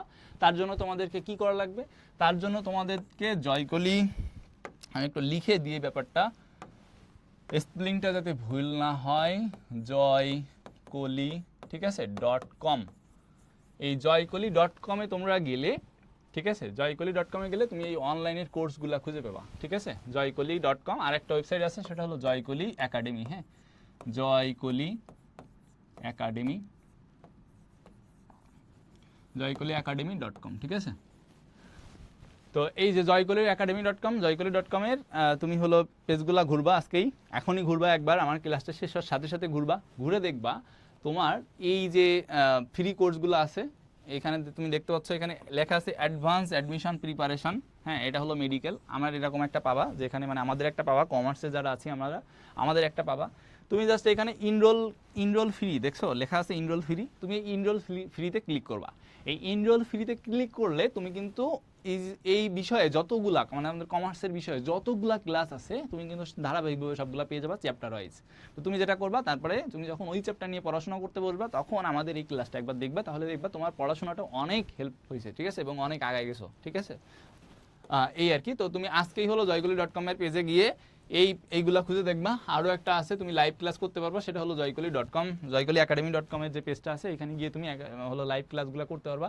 ঠিক আছে, এইখান থেকে তুমি হলো তোমার বইগুলো অর্ডার করতে পারবা। ঠিক আছে, আমাদের যে বইগুলো তোমাদেরকে দেখালাম, এগুলোও কিন্তু তুমি এখান থেকে অর্ডার করতে পারবা। সো আর দেরি করবা না, তুমি হলো এখানে তুমি যখন এই ইনরোল ফ্রিতে চাপ দিবা, তখন তোমার কাছে এই ইন্টারফেস থেকে এরকম একটা ইন্টারফেস আসবে, যেখানে শুধুমাত্র এই যে ভিউ ক্লাসেস লেখা থাকবে। ঠিক আছে, সো ভিউ ক্লাসেসে চাপ দিলে তুমি হলো ক্লিক করলে তুমি পরবর্তীতে ক্লাসগুলো সব সিরিয়ালি পেয়ে যাবে, অধ্যায় ভিত্তিক। ঠিক আছে, সো ক্লাসগুলো করবা অবশ্যই অবশ্যই। ঠিক আছে, সো যদি কোনো সমস্যা হয়, এখানে এই যে কল বাটন আছে, কলে ক্লিক করবা। তোমার যদি হোয়াটসঅ্যাপে যোগাযোগ করতে ইচ্ছা হয়, তাহলে হোয়াটসঅ্যাপের এই বাটনে ক্লিক করলে তুমি হোয়াটসঅ্যাপে যোগাযোগ করতে পারবা। ঠিক আছে, মেইলও করতে পারবা আমাদেরকে। ঠিক আছে, সো এরকম একটা ড্যাশবোর্ড, তুমি চাইলে এই লাইটটাকে এখানে কি করে দিতে পারবা, ডার্ক করে দিতে পারবা। সো বাদ বাকি তো তোমরা সবাই পারো, তাই না? এই আর কি। সো সবাই আজকের ক্লাসটা শেষ হওয়ার সাথে সাথে কি করবা, এই পেজটা একটু ঘোরাঘুরি করবা। ঘোরাঘুরি করে ওখানে শুধুমাত্র পরীক্ষা দিতে পারবা এমন না, তুমি ক্লাস করবা তা না। এইখানে ক্লাস করার শেষে, প্রত্যেক ক্লাস শেষে তুমি কি পাবা বলো তো? তুমি হলো মডেল টেস্ট দিতে পারবা, যে ওই ক্লাসে ধরো আজকে আমার যে ক্লাসটা করতেছো, এখন করতেছো, এইখানের উপরে তুমি আসলে কিছু শিখলা কিনা। তুমি ক্লাস শেষ হওয়ার পরে দেখবা, ওর হলো ডিটেলস বক্সে তুমি হলো একটা লিঙ্ক পেয়ে যাবা, মানে মডেল টেস্টের লিঙ্ক। সেই মডেল টেস্টে দিয়ে কিন্তু তুমি মডেল টেস্ট দিয়ে দেখতে পারবা যে তোমার আসলে আজকের ক্লাসে তুমি অ্যাটেন্টিভলি শুনছিলা কিনা, তোমার আসলে উপকার হইলো কিনা। ঠিক আছে, যেটা তুমি আগে জানতা না, পরীক্ষা দিয়ে দেখবা তোমার মার্কস অনেক বেড়ে গেছে। ঠিক আছে, সো সবাইকে আমন্ত্রণ থাকলো এই জয়কলি.academy.com এবং জয়কলি.com-এর পেজ দুটাতে ঘুরে আসার ব্যাপারে। আমরা পরের চ্যাপ্টারে যাব। পরের চ্যাপ্টার হলো ঝুঁকি এবং মুনাফার হার নিয়ে কথাবার্তা এখানে আমরা বলবো। আমরা সবাই জানি খুব গুরুত্বপূর্ণ একটা চ্যাপ্টার, ঝুঁকি এবং মুনাফার হার। প্রথম প্রশ্নটা দেখি, কোন দেশে অর্থ, সামাজিক এবং রাজনৈতিক অবস্থার পরিবর্তনের ফলে কোন ধরনের আসলে ঝুঁকি তৈরি হয়? আমরা আসলে জানি ঝুঁকি আসলে দুই ধরনের, সিস্টেমেটিক রিস্ক এবং আনসিস্টেমেটিক রিস্ক নামে আমরা জানি, বা যেটাকে আমরা বলি বাজার ঝুঁকি, এবং আরেকটা সেটাকে আমরা বলি কি, তারল্য ঝুঁকি বলি, তাই না, বা কোম্পানি ঝুঁকি বলি। বাজার ঝুঁকি আর কোম্পানি ঝুঁকি বলি। তো এই যে সি নাম্বার আর এ নাম্বার আমরা বাজার ঝুঁকি বলি এবং কোম্পানি ঝুঁকি বলি, ঠিক আছে। তো এই যে দুইটা ঝুঁকি এই দুই প্রকার, তারল ঝুঁকি, আর্থিক ঝুঁকি, এগুলো আলাদা ধরনের ভেরিয়েন্টের ঝুঁকি, এগুলো নিয়ে আমরা পরে আবার আলোচনা করব। বেসিক্যালি ঝুঁকি আমরা এই দুই ভাগে ভাগ করি, কোম্পানি ঝুঁকি আর বাজার ঝুঁকি। তো কোম্পানি ঝুঁকি শব্দটার মাধ্যমে তুমি কি বুঝতেছো বলো তো? কোম্পানি ঝুঁকি মানে কোম্পানির ভিতরে যে ঝুঁকিটা তৈরি হচ্ছে, তাই না, যেটা তুমি চাইলে কি করতে পারো না, মানে হলো পারো অ্যাভয়েড করতে পারো না, ঠিক আছে, মানে অ্যাভয়েড করতে পারো। আর এই যে বাজার ঝুঁকিটা মানে এটা কি বাইরে থেকে আসতেছে, বাইরে থেকে ফোর্সটা তৈরি হচ্ছে, তাই না। তার মানে এই বাজার ঝুঁকিটা তুমি কি করতে পারো না, কন্ট্রোল করতে পারো না। ধরো এই যে ইউক্রেন রাশিয়ার যুদ্ধ হইলো, ধরো এই যে ইরান আর হলো মানে হলো যুক্তরাষ্ট্রের যুদ্ধ হইলো, তো এইগুলাকে তুমি কন্ট্রোল করতে পারবা? এই যে এর মাধ্যমে দেখছো না মাঝখানে তেলের মানে হলো তেলের পাম্পগুলোতে কি পরিমাণ হলো লোক মানে প্রচুর পরিমাণে আর কি ডিমান্ড বাড়ছে, তাই না, এবং মানুষের কি পরিমাণ ভোগান্তি আমরা দেখছি। তো এখানে যে দাম বেড়ে যাওয়া বা এই যে কোম্পানিগুলো ঝুঁকিতে পড়া, তাই না, তো এই টাইপের যে ঝুঁকিগুলো তৈরি হচ্ছে এগুলো কিন্তু আমরা কন্ট্রোল করতে পারি না। এই ঝুঁকিগুলো তৈরি হয় হলো আসলে রাজনৈতিক বিভিন্ন কারণে বা দেশের বা বিদেশের বিভিন্ন আসলে কারণে, এই বা প্রাকৃতিক কোনো একটা দুর্যোগ, এইগুলোর কারণে আসলে বাজার ঝুঁকি তৈরি হয়, যেগুলো আমরা কন্ট্রোল করতে পারি না, অর্থাৎ অনিয়ন্ত্রণযোগ্য ঝুঁকি। বাজার ঝুঁকিকে বলা হয় কি অনিয়ন্ত্রণযোগ্য, হ্যাঁ, অনিয়ন্ত্রণযোগ্য ঝুঁকি বলা হয় বাজার ঝুঁকিকে, আর কোম্পানি ঝুঁকিকে বলা হয় নিয়ন্ত্রণযোগ্য ঝুঁকি, ঠিক আছে, নিয়ন্ত্রণযোগ্য, ঠিক আছে, নিয়ন্ত্রণযোগ্য ঝুঁকি বলা হয় কোম্পানি ঝুঁকিকে। তাহলে এখানে দেখো তো প্রশ্নে কি বলছে, কোন দেশের অর্থসামাজিক ও রাজনৈতিক অবস্থার পরিবর্তনের ফলে কোন ঝুঁকি তৈরি হয়। তাহলে এই যে অর্থসামাজিক এবং রাজনৈতিক অবস্থা, এটা কি আমরা কন্ট্রোল করতে পারি? তাই আগে বলো। উত্তর হলো না, এগুলো আমরা কন্ট্রোল করতে পারি না। এগুলো চাইলে তুমি চাইলে কি হঠাৎ করে এখন সরকার পতন করতে পারবো? 24-এ যেটা হয়েছে সেটা তো সব মানুষ চাইছে, তাই না, এবং ওটাও একটা মানে তোমার সব মানুষের চাওয়ার কারণে একটা হয়েছে, তো ওটা কিন্তু হঠাৎ করে একটা কোম্পানি চাইলে চেঞ্জ করতে পারে না, ঠিক আছে, তুমি চাইলে চেঞ্জ করতে পারবো না। তাহলে এই যে ধরনের পরিবর্তনের ফলে যে ঝুঁকি তৈরি হয় সেটাকে আমরা কি বলি? তাহলে সেটাকে আমরা বাজার ঝুঁকি বলি। তাহলে সহজ উত্তর সি নাম্বার, সেটা কি হবে? বাজার ঝুঁকি বলবো, ঠিক আছে। আচ্ছা, আশা করি বুঝতে পারছি সবাই, তাই না? ওকে, তো এখন যদি আমরা আগাই, পরের প্রশ্নটা যদি দেখি, পরের প্রশ্নে বলছে নিচের কোন ঝুঁকি ব্যবসা পরিচালনার ধরন থেকে সৃষ্টি হয়। এই যে আমি একটু আগে বলছিলাম যে ব্যবসা পরিচালনার ধরন, এটা চাইলে আমরা নিয়ন্ত্রণ করতে পারি। ব্যবসা পরিচালনায় ধরো অনেক ধরনের খরচ বেড়ে গেছে, ঠিক আছে, আগে মানুষ চাটা খাইতো, এখন মানুষ হলো কি করতেছে, চাটা না খেয়ে এখন হলো মানে প্রতিষ্ঠানে যারা ছিল তারা চা খাইতো, যারা কর্মচারী ছিল এখন তারা উচ্চাকাঙ্ক্ষী হয়ে গেছে, এখন সবাই কফি ছাড়া খায় না বা কোল্ড কফি ছাড়া খায় না, ঠিক আছে। তো তার কারণে কি হয়েছে, ব্যবসায় খরচ বেড়ে গেছে, ঠিক আছে, ব্যবসায় বিনিয়োগ কমে গেছে, বা এখন সারাদিন তারা কাজ কাম না করে সারাদিন ঘুমায় গল্প করে, ঠিক আছে। তাহলে কিন্তু এইগুলা কিন্তু ব্যবসার জন্য ঝুঁকি তৈরি করতেছে। এখন এগুলা চাইলে কিন্তু তুমি ধরো এমডি তুমি কন্ট্রোল করতে পারো, তুমি চাইলে এগুলা চেঞ্জ করতে পারো, এই পরিবেশটা চেঞ্জ করতে পারো, ওইসব কর্মী ছাঁটাই করে নতুন কর্মী নিয়োগ দিয়ে তুমি কি করতে পারো, তুমি তোমার ব্যবসার পরিবেশ চেঞ্জ করে তুমি ঝুঁকিগুলা কন্ট্রোল করতে পারো, ঠিক আছে। তাহলে এই ঝুঁকিকে বলা হয় কি ঝুঁকি বলো? এই ঝুঁকিকে বলা হয় ব্যবসায় ঝুঁকি। কি ঝুঁকি? ব্যবসায় ঝুঁকি, বি নাম্বার। তাহলে আশা করি সবাই এটা বুঝতে পারছো। আমরা পরের প্রশ্নে যাব 3 নম্বরে। 3 নম্বরের পরের প্রশ্নটা হলো ঝুঁকিমুক্ত আয় হলো 6%, বাজার আয় হলো 9%, ক কোম্পানির ঝুঁকির বিটা হলো 2 হলে তার প্রত্যাশিত আয়ের হার কত? এটা আমরা জানি সিএফএম এর যে সূত্র আছে সেটা দিয়ে করতে হয়। সিএফএম এর সূত্রটা আমরা সবাই জানি, R F plus R M minus R F into beta, তাই না। এই যে আর এম মানে হইলো এই যে বাজার ঝুঁকি, ঠিক আছে, বাজার আয় বা বাজার ঝুঁকি, হ্যাঁ। আচ্ছা, ঝুঁকিমুক্ত আয় হলো যেটা হলো তোমার যে মানে সাধারণত ট্রেজারি বিলের যে আয়টা আমরা হিসাব করি ঝুঁকিমুক্ত, হ্যাঁ, সরকারি যেসব বিল থাকে, ট্রেজারি বিল বা বন্ড থাকে। তাহলে এইখানে হলো আমাদের ঝুঁকিমুক্ত কোনটা? এটা হলো ঝুঁকিমুক্ত। তাহলে এখানে আমরা লিখবো 6% যোগ আর এম, এখানে কত 9% মাইনাস এই আর এফ মানে আবার এই 6%, তাহলে এই বসালাম 6% ইন্টু বেটা, বেটা হলো 2। তাহলে এখন যদি আমি ক্যালকুলেট করি 6% প্লাস এখানে দেখো তো কত থাকে, এখানে 9 থেকে 6 গেলে থাকে 3 ইন্টু 2, ঠিক আছে। আমি যদি এখানে ব্র্যাকেট দিয়ে লিখি আরও এক লাইন বেশি করি, তাহলে 6% প্লাস এখানে 3 দুগুণে 6%, তাহলে 6 আর 6 কত পার্সেন্ট? 12%। তার মানে এর উত্তর কত হবে? 12%, ঠিক আছে। দেখি কে কে অ্যান্সার করতে পারছো, দেখি অঙ্কটার কে কে অ্যান্সার করতে পারছে। এই অঙ্কটা একটাই অঙ্ক ছিল, এই অঙ্কটা বেশ ইন্টারেস্টিং। দেখি কমেন্ট বক্সটা এখন দেখবো কে কে অ্যান্সার করতে পারছে। দেখি যারা এখনও কমেন্ট করতে পারো নাই দ্রুত অ্যান্সার কমেন্ট করো, দেখি কমেন্ট কে কে কমেন্ট করছে। কই কমেন্ট কই?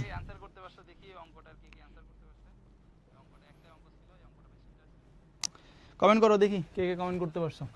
আচ্ছা, 4 নাম্বার প্রশ্নে যদি যাই, 4 নম্বর প্রশ্নে বলছে ঋণের সুদ পরিশোধ করার অক্ষমতা থেকে কোন ধরনের ঝুঁকি তৈরি হয়। ঋণের সুদ পরিশোধ করার তোমার অক্ষমতা, ঠিক আছে, ক্ষমতা নেই, তাহলে ঋণের সুদ পরিশোধের অক্ষমতা থেকে তোমার কোন ঝুঁকি তৈরি হচ্ছে।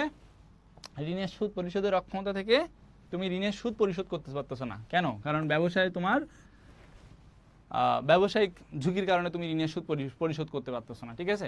ব্যবসায় হলো এই সুদটা তুমি চাইলে তোমার ব্যবসার অক্ষমতাটাকে যদি সক্ষমতায় রূপান্তর করতে পারতা তাহলে কিন্তু তুমি হলো এই ঝুঁকিটা অ্যাভয়েড করতে পারতা, ঠিক আছে। তাহলে এর উত্তর হবে বি নাম্বারটা, ঠিক আছে। ওকে, দ্রুত অ্যান্সার করো দেখি। তারপরে 5 নম্বরে যদি দেখি, অনিশ্চয়তা থেকে কিসের সৃষ্টি হয়। অনিশ্চয়তা থেকে ঝুঁকির সৃষ্টি হয়, তাই না? আমরা জানি যে অনিশ্চয়তা থেকে কিসের সৃষ্টি হয়, ঝুঁকির সৃষ্টি হয়। 5 নাম্বার আমরা সবাই জানি। 6 নাম্বার বলছে কোনটি ঝুঁকির পরিমাপক নয়। হ্যাঁ, পরিমাপক নয়। আচ্ছা, এর মধ্যে এর মধ্যে হলো এই যে সহবেদাঙ্ক, ঠিক আছে, কোভেরিয়েন্স, যেটা হ্যাঁ এইটা হলো ঝুঁকির পরিমাপক নয়, ঠিক আছে। এইটা বাদে সবগুলোই হলো ঝুঁকির পরিমাপক। এটা হলো কনসিডার করা হয়, বেদাঙ্ক কনসিডার করা হয়, স্ট্যান্ডার্ড ডেভিয়েশন, ঠিক আছে, স্ট্যান্ডার্ড, ঠিক আছে। আচ্ছা, স্ট্যান্ডার্ড ডেভিয়েশন এটা না, আচ্ছা স্ট্যান্ডার্ড ডেভিয়েশন হলো এইটা, স্ট্যান্ডার্ড ডেভিয়েশন। হ্যাঁ, স্ট্যান্ডার্ড ডেভিয়েশন হলো পরিমিত ব্যবধান, আর বিভেদাঙ্ক হলো এই যে তোমরা সিগমা স্কোয়ার জানো, সিগমা স্কোয়ার হলো বিভেদাঙ্ক। তার মানে এই তিনটাই, যে বেটা হলো এইটা, তার মানে এই তিনটাই কিন্তু আমাদের ঝুঁকি পরিমাপ করতে আমাদের কাজে লাগে, ঠিক আছে। লাগে না কোনটা? লাগে না হলো সহবেদাঙ্ক। বেটা লাগে ওই যে সিএপিএম এর হার নির্ণয় করতে, এটা লাগে। আর এই স্ট্যান্ডার্ড ডেভিয়েশন আর হলো বিভেদাঙ্ক লাগে, আমরা জানি যে আমাদের বেদাঙ্ক নির্ণয় করতে গেলে আমাদের লাগে, ঠিক আছে। আমরা কিন্তু জানি যে সিগমা স্কোয়ারের সূত্র হইলো কি বলতো, যে আই ডিভাইডেড বাই হইলো তোমার, মানে নিচে হলো আয় আর উপরে হলো ঝুঁকি, ঠিক আছে। নিচে হইলো আয় থাকে আর উপরে হলো ঝুঁকি থাকে, ঠিক আছে। আমরা একটা অঙ্ক আছে, আমরা পরেরটাতে দেখি, ঠিক আছে। এটাতে টাইম না দিয়ে আমরা একবারে অঙ্ক করি, দুইবার করতে হবে না হলে। এই সেই অঙ্কটা যদি দেখো, যদি দুইটি শেয়ার এক্স এবং ওয়াই এর প্রত্যাশিত আয়ের হার যথাক্রমে 12% এবং 15% এবং তাদের আদর্শ বিচ্যুতি যথাক্রমে 20% এবং 30%, ঠিক আছে। এই যে আদর্শ বিচ্যুতি দেওয়া আছে, মানে আদর্শ বিচ্যুতি বলতেই হলো আমাদের সেই ঝুঁকিটাকে বলতেছে। তো এটা হলো 20% আর 30% দেওয়া আছে। তাহলে একজন রক্ষণশীলী বিনিয়োগকারী, রক্ষণশীলী বিনিয়োগকারী কি? রক্ষণশীল বিনিয়োগকারী কাকে বলে আসলে? রক্ষণশীল বিনিয়োগকারী বলতে বোঝায় যে বিনিয়োগকারী কম ঝুঁকিতে বেশি মুনাফা চাই, ঠিক আছে। আমরা অধিকাংশ বিনিয়োগকারীরা আসলে রক্ষণশীল হয়। তোমরা বিনিয়োগকারীর ক্যারেক্টারিস্টিক্স পড়ে থাকবা। তো এই যে বিনিয়োগকারীর ক্যারেক্টারিস্টিক্সের মধ্যে রক্ষণশীল যে বিনিয়োগকারীরা থাকে, এরা হলো কি অল্প তোমার কিসে, অল্প ঝুঁকি চাই কিন্তু রিটার্ন চাই আবার বেশি। আমরা জানি যে ঝুঁকি বাড়লে রিটার্ন বাড়ে, কিন্তু এরা কি চায়? এরা চায় যে যত কম ঝুঁকি মানে কনসিডার করা যায়, ঠিক আছে, এবং যত বেশি আয় বাড়ানো যায়। তাহলে এদের জন্য আমরা যখন আমরা ঝুঁকি হার নির্ণয় করব, ঠিক আছে, বা আমরা কোভেরিয়েন্স নির্ণয় করব, ঠিক আছে, দুইটার জন্য আলাদা আলাদা করে, তখন আমাদের সূত্র কি হবে? সূত্র হবে উপরে কি হবে বলো? উপরে হলো এই যে আদর্শ বিচ্যুতি ঝুঁকির হার, ঠিক আছে। তাহলে আদর্শ বিচ্যুতি এটাও আছে, আমরা একটা একটা করে পড়ি। প্রথমে আমরা এক্স এরটা করি, তারপরে আমরা ওয়াই এরটা করব, ঠিক আছে। আচ্ছা, এক্স এরটা যখন আমরা করব তখন উপরে লিখবো 20% আর নিচে লিখবো হলো এর যে প্রত্যাশিত আয় কত? 12%, ঠিক আছে। এক্স এর প্রত্যাশিত আয় 12%, গুণ কি দিব? গুণ হলো 100 দিব, ঠিক আছে। আমরা পার্সেন্টেজটা না লিখলেও চলে এখানে, ঠিক আছে, পার্সেন্টেজটা না লিখলেও চলে। তাহলে এখানে 20 লিখলাম, এখানে 12 লিখলাম, গুণ 100। এখন যদি কাটাকাটি করি, দেখো এখানে কত হয়? 12 কে 12, তাহলে কত থাকে? 8, তাহলে 6 12 72, তাই না? তারপরে আবার শূন্য, তাহলে 166.67 মতো থাকে। তার মানে 166.67% হয় এইটার কি কোভেরিয়েন্স, ঠিক আছে। আচ্ছা, ওয়াইয়ের ক্ষেত্রে যদি আমরা এটা ক্যালকুলেট করি তাহলে কি হয় বলতো? ওয়াইয়ের ক্ষেত্রে আমাদের এইখানে থাকে কত? 30%। মানে আমরা প্রথমে উপরে কি লিখতেছি বলতো? উপরে ঝুঁকি লিখতেছি, ঠিক আছে। উপরে কি লিখতেছি? ঝুঁকি লিখতেছি, ঠিক আছে। আর নিচে কি লিখতেছি? নিচে লিখতেছি স্ট্যান্ডার্ড ডেভিয়েশন। মানে সূত্রটা এরকম, এক্স বার ডিভাইডেড বাই এই যে মানে হলো এই যে সূত্রটা, ঠিক আছে, স্ট্যান্ডার্ড ডেভিয়েশন। তাহলে এখন 30 তো আমরা বসালাম, 30 হলো এইটার কি? এইটার হলো আয়ের মানে ঝুঁকির হার, ঠিক আছে। আচ্ছা, নিচে কি লিখবো? নিচে হলো আয়ের হার, ঠিক আছে। আচ্ছা, এইটা হলো এরকম, সরি, এইটা ডিভাইডেড বাই হলো এক্স প্রাইম, ঠিক আছে। আচ্ছা, তাহলে 30 আর নিচে কত হবে? নিচে হবে এই যে 15, ঠিক আছে। 15 গুণ 100, ঠিক আছে। তাহলে এখন যদি কাটাকাটি করি, 15 দুগুণী 30, তাহলে এখানে হয় 200%, ঠিক আছে। এখন দেখো তো কোনটাতে তোমার কোভেরিয়েন্স বেশি? এইটাতে কোভেরিয়েন্স বেশি আমরা চিন্তা করব, যেটাতে কোভেরিয়েন্স কম সেইটা নিতে, কারণ সেটাই আমাদের কম রিটার্ন মানে রিস্কে বেশি পরিমাণ রিটার্ন আমাদেরকে দিতে পারে। ঠিক আছে, তাহলে এর উত্তর কোনটা হবে, কোনটা আমাদের নেওয়া উচিত, তাহলে অবশ্যই এক্সটাকে নেওয়া উচিত। কোনটাকে নেওয়া উচিত, এক্সটাকে নেওয়া উচিত। তাহলে আমাদের উত্তর হবে এক্স। ঠিক আছে, উত্তর হবে এক্স। আমরা যদি পরের প্রশ্নে যাই, এটা তোমরা যারা পারতা না দেখলা, এখন থেকে এই টাইপের অঙ্কগুলো প্র্যাকটিস করবা, দ্রুত দেখবা, পারবা। 8 নাম্বার বলছে যদি দুইটা প্রকল্প সম্পূর্ণভাবে স্বাধীন হয় কিংবা পরস্পর সম্পর্কবিহীন হয় তবে উভয়ের সংশ্লেষণে কি তৈরি হবে। ঠিক আছে, তাহলে পরস্পর এখানে দেখো স্বাধীন প্রকল্প। আচ্ছা, আমাদের এই যে কোভেরিয়েন্স যেটা বলতেছিলাম, মানে কোরিলেশন যেটা, কোরিলেশনটা সবসময় -1 থেকে +1 এর মধ্যে হয়। ঠিক আছে, আচ্ছা এই -1 মানে কি, +1 মানে কি, আর এর মাঝখানে কি থাকে, 0। এই তিনটা সিচুয়েশনই বোঝো, তাহলে তোমার এই টাইপের যত প্রশ্ন আছে উত্তর দিতে সমস্যা হবে না। -1 মানে হলো তুমি ধরো দুইটা প্রকল্পে বিনিয়োগ করছো, তুমি যে দুইটা প্রকল্পে বিনিয়োগ করছো সেই দুইটা প্রকল্পের তোমার যখন হলো একটাতে লস হচ্ছে তখন আর একটা লাভ করতেছে। ঠিক আছে, একটাতে যখন লস হচ্ছে, ধরো এক্স প্রকল্প যখন বাড়তেছে, ওয়াই প্রকল্প তখন কমতেছে। ঠিক আছে, তো এর আউটপুটটা আসলে কেমন আসে, এর আউটপুটটা আসে এরকম, এটা এরকম, তার মানে এর সবসময় এরকম কনস্ট্যান্ট থাকে। ঠিক আছে, মাঝখান বরাবর যায়, দুইটাকে এরকমভাবে সেট করে। ঠিক আছে, মানে আমি যদি ওয়াইটাকে এখানে সমানে রেখে দিই তাহলে দেখবা এটা ক্লপস করতেছে এটার মাঝখান বরাবর। ঠিক আছে, তার মানে একটা প্রকল্পে তোমার যখন লাভ কম হচ্ছে, অন্য প্রকল্প তোমাকে লাভ বেশি দিচ্ছে। ধরো তুমি দুইটা কোম্পানি শেয়ার কিনলা, ধরো হলো a company R B company, বা এক্স কোম্পানি আর ওয়াই কোম্পানি। এক্স কোম্পানি যখন তোমাকে রিটার্ন বেশি দিচ্ছে তখন ওয়াই কোম্পানি ব্যবসায় লস করতেছে, ও তোমাকে রিটার্ন দিতে পারতেছে না। ঠিক আছে, একটা বছর, দ্বিতীয় বছর যে দেখবা যে যখন এ লাভ করতেছে, মানে এরকম চিত্র তোমরা দেখছো তাই না, যে এইরকম একটা হতে পারে, আর একটা হতে পারে হলো এইরকম। ঠিক আছে, আর একটা হতে পারে এইরকম। ঠিক আছে, তার মানে এইটা ভালো না বলো তো, এটা মানে হলো তোমার এই একটা কোম্পানি, এইটা হলো এ, এটা হলো ধরলাম বি, তাহলে এ যখন লাভ করতেছে তখন বি লস করতেছে, তারপরে আবার এ এক সময় লস করতেছে, তখন আবার বি লাভ করতেছে, আবার এ এইদিকে যে লাভ করতেছে তখন, মানে বি লাভ করতেছে তখন এ যে আবার লস করতেছে। তার মানে তোমার যদি এরকম দুইটা বিনিয়োগ থাকে তাহলে তোমার বিনিয়োগটা কিন্তু সবসময় এরকম সোজা থাকে, যে যাই করুক না কেন তোমার ঘুরে ফিরে এসে এরকম একটা সরল রেখা থাকে, এদের মাঝপত্তি একটা সরল রেখা যায়। ঠিক আছে, কিন্তু তোমার বিনিয়োগটা যদি এমন হয় এ আর বি, এও যখন লস করতেছে তখন বিও লস করতেছে, এও যখন লাভ করতেছে বিও লাভ করতেছে, তার মানে যখন তোমার কাছে টাকা থাকতেছে, অনেক টাকা তুমি আয় করতেছো, যখন থাকতেছে না তখন কিছুই থাকতেছে না। তো এটা কিন্তু এটা মানে হলো পজিটিভ ওয়ান। ঠিক আছে, এই সিচুয়েশনটাকে বলা হয় পজিটিভ ওয়ান রিলেশনশিপ, আর এই সিচুয়েশনটাকে বলা হয় হলো পজিটিভ মানে নেগেটিভ ওয়ান সিচুয়েশন। ঠিক আছে, মানে কোরিলেশন নেগেটিভ, এই দুইটার মধ্যে কোরিলেশন নেগেটিভ। ঠিক আছে, আচ্ছা তো এই দুইটা বুঝলা। এবার আসলে জিরোটা কি, জিরো মানে তুমি স্বাধীন প্রকল্প নিছো, স্বাধীন প্রকল্প, আমরা স্বাধীন আর পরস্পরশীল বর্জনশীল প্রকল্পের কথা বলছি, স্বাধীন প্রকল্প নিছো, যার কারণে তোমার কি হয়েছে, যার কারণে তোমার একটাই লাভ হোক বা না হোক এইটার সাথে এটার কোনো রিলেশন নেই, এই কোম্পানি যা পারে করুক, এই কোম্পানি যা পারে করুক, মানে ওদের সাথে কোনো রিলেশন নেই। কখনো কখনো এটা এমনও হয়, কখনো কখনো আবার উল্টাও হয়। ঠিক আছে, মানে দুইটা মিলাই একটা চিত্র তৈরি হয়। ঠিক আছে, এই আর কি। তো তাহলে এইখানে যে শূন্য আমাদের জানতে চাইছে যে পরস্পর সম্পর্কহীন যদি হয় তাহলে এই যে স্বাধীন প্রকল্প হয় এবং পরস্পর শূন্য মানে সম্পর্কবিহীন হয়, তাহলে এর উত্তর কোনটা হবে, উত্তর হবে শূন্য, অর্থাৎ এদের মধ্যে সম্পর্কটা কি হবে, সম্পর্কটা হবে শূন্য। আশা করি সবাই বুঝতে পারছো। এরপরে 9 নম্বরে ঝুঁকি পরিমাপের উৎকৃষ্ট পদ্ধতি কোনটা, ঝুঁকি পরিমাপের উৎকৃষ্ট পদ্ধতি হলো বিভেদাঙ্ক। কোনটা, বিভেদাঙ্ক। ঠিক আছে, আচ্ছা এটা আমরা সবাই জানি বিভেদাঙ্ক। ঠিক আছে, আচ্ছা 10 নম্বরে যদি জানি সম্ভাবনা বিন্যাসের পরিমিত ব্যবধানকে প্রত্যাশিত আয় দ্বারা যদি ভাগ করো তাহলে কি পাওয়া যায়, এটা আমরা কি একটু আগে করলাম না, পরিমিত ব্যবধান।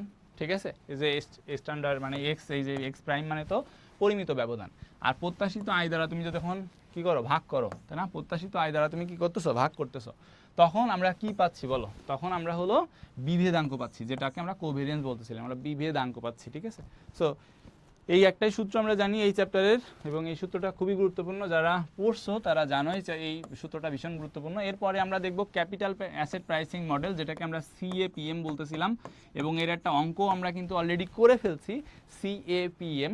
তো সিএপিএম এর এটা কি প্রকাশ করে, এটা হলো তোমার ঝুঁকি ও আয়ের সম্পর্ক প্রকাশ করে। ঠিক আছে, তোমার কি মনে আছে সিএপিএম দিয়ে আমরা হলো ওই যে রিস্ক ফ্রি রিটার্ন, তারপরে মার্কেট রিটার্ন, হ্যাঁ তারপরে বেটা হলো ঝুঁকি, তাই না, তাহলে এই মার্কেট রিস্ক আর কি। তো এই যে ঝুঁকিটাকে ওই যে মার্কেট মানে বেটা কনসিডার করতেছিলাম, এই হচ্ছে আয়ের সম্পর্ক মানে আমরা আরএফ আরএম, তাই না, এগুলাও কিন্তু আমরা কনসিডার করতেছিলাম। তার মানে এটা আয়ের এবং ঝুঁকির এই দুইটা সম্পর্ককে কিন্তু কি প্রকাশ করতেছে। ঠিক আছে, তার মানে উত্তর হবে বি নাম্বার আমরা যদি 12 নম্বরে যাই, কে মূলধনী সম্পত্তি মূল্যায়ন মডেল উন্নয়ন করেন, অর্থাৎ এই যে সিএপিএম মডেল উন্নয়ন করেন, ঠিক আছে, সিএপিএম মডেল কে মূল্যায়ন করেন? আমরা জানি যে উইলিয়াম শার্প, যারা জানো না আজকে থেকে মুখস্থ করে রাখো, উইলিয়াম শার্প নামে একজন ব্যক্তি এই সিএপিএম মডেলটাকে উন্নয়ন করছে, ঠিক আছে। ওকে, একদম শেষের দিকে এই চ্যাপ্টারের সিএপিএম এর পূর্ণরূপ কি? সিএপিএম এর পূর্ণরূপ হলো ক্যাপিটাল অ্যাসেট প্রাইসিং মডেল। এইটা কোথায় লেখা আছে? Capital asset pricing, capital asset pricing model কোনটায় লেখা আছে? আচ্ছা, এই যে সি নাম্বারে লেখা আছে ক্যাপিটাল অ্যাসেট প্রাইসিং মডেল লেখা আছে, ঠিক আছে। তার মানে এর উত্তর কোনটা হবে? উত্তর হবে সি নাম্বার। হ্যাঁ, আমরা যদি 14 নম্বরে যাই, বাজার মডেল ধারণা প্রথম কে প্রকাশ করে? বাজার মডেল প্রকাশ করে মার্কুইজ, ঠিক আছে। মার্কুইজ হলো বাজার মডেল প্রণয়ন করে। সেটাও মুখস্থ প্রশ্ন, সবাই মুখস্থ করে ফেলো। 15 নম্বরে বলছে সিস্টেমেটিক ঝুঁকি এবং আয়ের মধ্যে সম্পর্কে যে মডেলের সাহায্যে প্রকাশ করা হয়, সিস্টেমেটিক ঝুঁকি এবং আয়, ঠিক আছে। এইটা কোনটার মধ্যে দিয়ে প্রকাশ করা হয়? আমরা অলরেডি এটা নিয়ে আলোচনা করছি, সেটা হলো সিএপিএম। এই যে সিস্টেমেটিক ঝুঁকিকে কিন্তু বলা হয় কি? বেটা, ঠিক আছে। বা সিস্টেমেটিক যেটা, সেটাকে বলা হয় বেটা, যেটা বাজার ঝুঁকি, ঠিক আছে। সিস্টেমেটিক ঝুঁকি মানে যেটা আমরা কি করতে পারি না? নিয়ন্ত্রণ করতে পারি না। সিস্টেমেটিক্যালি ওই ঝুঁকিটা আমাদের থাকে, ঠিক আছে। সিস্টেমেটিক্যালি ওই ঝুঁকিটা আমাদের থাকে। আমরা যদি এরপরের চ্যাপ্টারে যাওয়ার আগে একটু দেখি যে জয়কলির বইটা আসলে কতটা ফ্রুটফুলিও, এটা যদি তুমি পড়ো তাহলে, বা বিগত বছর যারা এই জয়কলির বই পড়ছে তারা আসলে কতটা লাভবান হয়েছে। তো তারা আসলে এই যে 24, তুমি যেখানে দেখতে পাচ্ছ একটা সমীকরণ আছে, যেটা কিনা 21-22 থেকে 25-26 পর্যন্ত একটা সমীকরণ আমাদেরকে বলতেছে। এখানে আমরা দেখি যে 2021 থেকে 25-26 পর্যন্ত দেখো 60টা এমসিকিউ এর মধ্যে এই যে মোটামুটি 21-22-এ সেটা ছিল 60-এর মধ্যে 60টা করে এমসিকিউ কমন আসছে, 23-24-এ 59, হ্যাঁ 24-25-এ 58-57টা করে আমাদের কমন আসতেছে। আর রিটেনের পার্টে যদি তুমি দেখো তাহলে জয়কলির যে রিটেনের যে বইটা আছে এইখান থেকে 100% কোশ্চেনই কিন্তু একদম হুবহু বইয়ের থেকে আসতেছে। তার মানে তুমি যদি এখন থেকে এই বইগুলা কন্টিনিউ করো, এখন থেকে যদি বইগুলা সাথে রাখো, তাহলে কিন্তু তুমি কি করবা? এই যে এই কমন পাওয়ার নিশ্চয়তা কিন্তু তুমি এইখান থেকে পেয়ে যাচ্ছ, ঠিক আছে। এবং এর সবগুলা তুমি বই বের করলে অবশ্য দেখতে পাবা, ঠিক আছে, যে এগুলো বইয়ের সাথে মিলতেছে কিনা, ঠিক আছে। এই আর কি।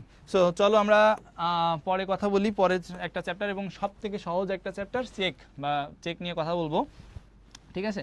তো চেকের সাথে জড়িত পক্ষ কয়টা? চেকের সাথে জড়িত পক্ষ আমরা জানি কয়টা? 4টা বা 3টা পক্ষ থাকে। চেকের সাথে জড়িত পক্ষ হলো 3টা, আমরা কথা বলবো। আর একটা এমসিকিউ আছে এরকম 3টা পক্ষ, এবং এর বাইরে এটা হলো মৌলিক আর কি, এর বাইরে আরও কিছু পক্ষ থাকতে পারে। বাট আমাদের এই প্রশ্নে জানতে চাইছে পক্ষ নয় কোনটি? পক্ষ নয় কোনটি? পক্ষ নয় হলো পাওনাদার, ঠিক আছে। চেকের পক্ষ নয় কোনটি? পাওনাদার। আমাদের প্রাথমিকভাবে এই যে পক্ষ হলো 3টা, আদেষ্টা, আদিষ্ট আর প্রাপক, ঠিক আছে। এই 3টা হলো আমাদের প্রাথমিক পক্ষ। এর বাইরে তুমি অনুমোদন বলে প্রাপক, এই যে প্রাপকের একটা ভেরিয়েন্ট থাকতে পারে, সেটা হলো অনুমোদন বলে প্রাপক, এটা হতে পারে। কিন্তু এটা হোক বা না হোক, তোমার হলো মৌলিক এই যে 3টা পক্ষ থাকে, আর পক্ষ নয় হলো পাওনাদার, মনে থাকবে একদম। সো এর মধ্য দিয়ে এই একটা এমসিকিউ যদি তুমি বুঝো, তাহলে বাকি এমসিকিউগুলো তোমার জন্য অনেক সহজ হবে। 2 নম্বরে যদি দেখি, চেক নিষ্পত্তিতে বর্তমানে যে প্রযুক্তি ব্যবহার করা হয়, চেক নিষ্পত্তিতে, মানে চেক অনেক সময় ডুপ্লিকেট চেক টেক হয় না, তোমরা বিভিন্ন মুভি কিংবা ওয়েব সিরিজে দেখো না, যে চেকগুলা হলো বিভিন্ন জাল চেকের মাধ্যমে টাকা উত্তোলন করে নিয়ে যাচ্ছে, তাই না। তো এই যে চেক এখন কিভাবে আসলে যাচাই করা হয় যে চেকটা ভালো কিনা, বা মানে চেকটা সঠিক কিনা, বা জাল চেক কিনা, এটা আসলে যাচাই করা হয় এমআইসিআর যে পদ্ধতি আছে, এমআইসিআর পদ্ধতি দিয়ে। এমআইসিআর পদ্ধতি আসলে কি? এমআইসিআর হলো ম্যাগনেটিক ইঙ্ক ক্যারেক্টার রিকগনাইজেশন, ঠিক আছে। ম্যাগনেটিক চৌম্বকীয়, হ্যাঁ, ম্যাগনেটিক ইঙ্ক মানে হলো কি কালি, আর ক্যারেক্টার মানে অক্ষর, রিকগনাইজেশন মানে চিহ্নিত করা। তার মানে এমআইসিআর এর পূর্ণরূপ হলো ম্যাগনেটিক ইঙ্ক ক্যারেক্টার রিকগনাইজেশন, যেটা ভীষণ গুরুত্বপূর্ণ। এবং এই প্রশ্নের জন্য এটা খুবই একটা ভালো মানে উত্তর, সেটা হলো যে কোন প্রযুক্তি ব্যবহার করা হয়? এমআইসিআর প্রযুক্তি ব্যবহার করা হয়। আমরা যদি 3 নম্বর প্রশ্নটা দেখি, একটা চেকে সর্বমোট কয়টি পক্ষ থাকে? একটা চেকে সর্বমোট 3টি পক্ষ থাকে, ঠিক আছে। এর বাইরে তুমি যদি ওই যে ইয়েটা থাকে, কি বলে, অনুমোদন বলে প্রাপক, একটা পক্ষ থাকতে পারে। তো 4 নম্বর উত্তর দিতে পারো, বাট আই উইল প্রিফার যে তুমি 3টা প্রশ্নের 3টা হলো উত্তর দিবা, ঠিক আছে। ওকে, তারপরে হলো 4 নম্বরে কাদের চেক অঙ্কনে বৈধ অধিকার আছে? কারা চেক লিখতে পারে? যার ব্যাংকে টাকা আছে। তো ব্যাংকে টাকা কার আছে? এই যে আমানতকারীর আছে, তাই না। তো এর মতো সহজ প্রশ্ন আর কি আছে? এটা পড়ার জন্য ফিনান্স পড়া লাগে, ব্যাংকিং করা লাগে? আমানতকারী যে হলো ব্যাংকে টাকা জমা দিচ্ছে, চেক তো সেই লিখতে পারবে, আর কেউ লিখতে পারবে? আচ্ছা, তারপরে 5 নম্বরে কোন সময়ে চেক, ব্যাংকড্রাফট ইত্যাদির প্রচলন ঘটেছিল? কোন সময়ে? এটা কার সময় ঘটছিল? এটা হলো রোমান সভ্যতায় ঘটছিল। কোন সভ্যতায় ঘটছিল? রোমান সভ্যতায় ঘটছিল। হ্যাঁ, রোমান সভ্যতায় এই যে cheque, draft, bank draft, cheque এইগুলার প্রচলন ঘটছিল, ঠিক আছে। তো অ্যান্সার করো তোমরা সবাই, দেখি কে কে অ্যান্সার করতে পারতেছো। আমরা যদি পরের প্রশ্নটা দেখি, 9 নাম্বারটা, ছয় নাম্বারটা, নিচের কোনটিকে বাতিল চেক বলে গণ্য করা হবে? কোনটা বাতিল চেক বলো তো? বাতিল চেক মানে হলো বাসি, যেটা হলো বাতিল হয়ে গেছে, মানে ওটার আর গ্রহণযোগ্যতা নেই, ওই চেকের আর ভ্যালিডিটি নেই। কোন চেকের ভ্যালিডিটি নেই? যেটার মেয়াদ শেষ হয়ে গেছে, তাই না? ওষুধের মেয়াদ শেষ হওয়ার মতো চেকেরও মেয়াদ শেষ হয়, বুঝছো? তো এই যে ওষুধের মেয়াদ শেষ হওয়ার মতো চেকের যে মেয়াদ শেষ হলো, সেটাকে মানে যেটার মেয়াদ শেষ হয়ে যায় সেটাকে আমরা বাসি চেক বলি। তাহলে এখানে চেকের আবার মেয়াদ থাকে? হ্যাঁ স্যার, চেকের মেয়াদ থাকে। চেকের মেয়াদ কয় মাস? চেকের মেয়াদ 4 মাস। 4 মাস মানে কতদিন? 4 মাস মানে 180 দিন। তুমি আবার ওই যে বইলো না স্যার জানুয়ারি ফেব্রুয়ারি মার্চ এপ্রিল 4 মাস ধরবো, জানুয়ারিতে 28 দিন, জানুয়ারিতে 31 দিন, ফেব্রুয়ারিতে 28 দিন ধরবো না 29 দিন ধরবো, মার্চে তো স্যার 31, এপ্রিলে 30, এইভাবে কি হিসাব করবো? না স্যার, ব্যাংক হিসাব সবসময়, ব্যাংকের মাস সবসময় 30 দিনই হয়, মনে রাখবা, ঠিক আছে?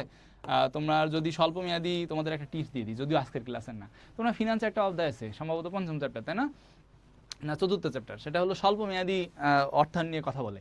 এই স্বল্প মেয়াদী অর্থায়নে যতগুলো অঙ্ক আছে দেখবা সব জায়গায় 360 দিয়ে ভাগ করা হচ্ছে, 360 দিয়ে ভাগ করা হচ্ছে। আচ্ছা 360 দিয়ে কখনো প্রশ্ন আসে নাই? 360 দিয়ে কেন? তোমাদের অনেক স্যার বলছে ব্যাংকিং ইয়ার, এটা ব্যাংকিং ইয়ার 360 কেন? কারণ ব্যাংক সবসময় প্রত্যেক মাসকে 30 দিন হিসাবে হিসাব করে, ফেব্রুয়ারিও 30 হিসাব করে, জানুয়ারিকেও 30 হিসাব করে, তো যার কারণে এটা হলো বছর হয় 360 দিনে, মনে থাকবে? তো এই জন্য 360কে ব্যাংকের ক্ষেত্রে ইয়ার ধরা হয় এবং 30 দিনকে মাস ধরা হয়, ঠিক আছে? তো এখন এই যে আমি বললাম 4 মাস, 30 দিন মানে 4 মাস, তাই না? সরি, 30 দিন মানে 4 মাস না, 30 দিনে মাস, 4 মাস যদি হয় তাহলে উত্তর হবে 180 দিন, ঠিক আছে? 4 মাসে কত দিন হবে? 4 মাসে 180 দিন, ঠিক আছে? জানুয়ারি ফেব্রুয়ারি এর মধ্যে ইনক্লুড করার কোনো দরকার নেই। ওকে, তার মানে এর উত্তর হবে সি নাম্বার, বাসি চেক। 6 নাম্বার আমরা বুঝতে পারছি সবাই যে বাতিল চেক বলে কোনটাকে গণ্য করা হয়? বাসি চেককে, ঠিক আছে? 7 নম্বরে বলছে বাসি চেক কাকে বলে? দেখছো এই একই জায়গা থেকে তোমরা কি খেয়াল করছো যে আমরা যখন এই কোশ্চেনগুলো স্ক্রিনিং করে এক জায়গায় আনছি, আমরা যখন অ্যানালাইসিস করে এখানে আনছি, জয়কলি টিম যখন অ্যানালাইসিস করে এই কোশ্চেনগুলো আনছে, তার মানে আমরা এইখান থেকে বুঝতে পারতেছি যে কোন জায়গাটা বেশি ইম্পর্টেন্ট, কোন জায়গাটা বেশি ফোকাস করা আমাদের উচিত, তাই না? তো এই ফোকাস করা উচিত কোন জায়গাটা, সেই জায়গাটা আমাদের বেশি বেশি করে ফোকাস করে আসলে পড়া উচিত। এবং আমরা কিন্তু সেই টাইপের কোশ্চেনগুলো এখানে বেশি এনে সাজাইছি, ঠিক আছে? জয়কলির বইটাও নিশ্চিত ওইভাবে সাজানো, তাই না? তো আর বলার দরকার আছে? সো বুঝে নাও। এরপরে 7 নম্বরে বাসি চেক কাকে বলতেছে? মেয়াদ উত্তীর্ণ চেক বলতেছে। কাকে বলতেছে? মেয়াদ উত্তীর্ণ চেককে বলতেছে বাসি চেক। ওকে, সো এটাও সহজ।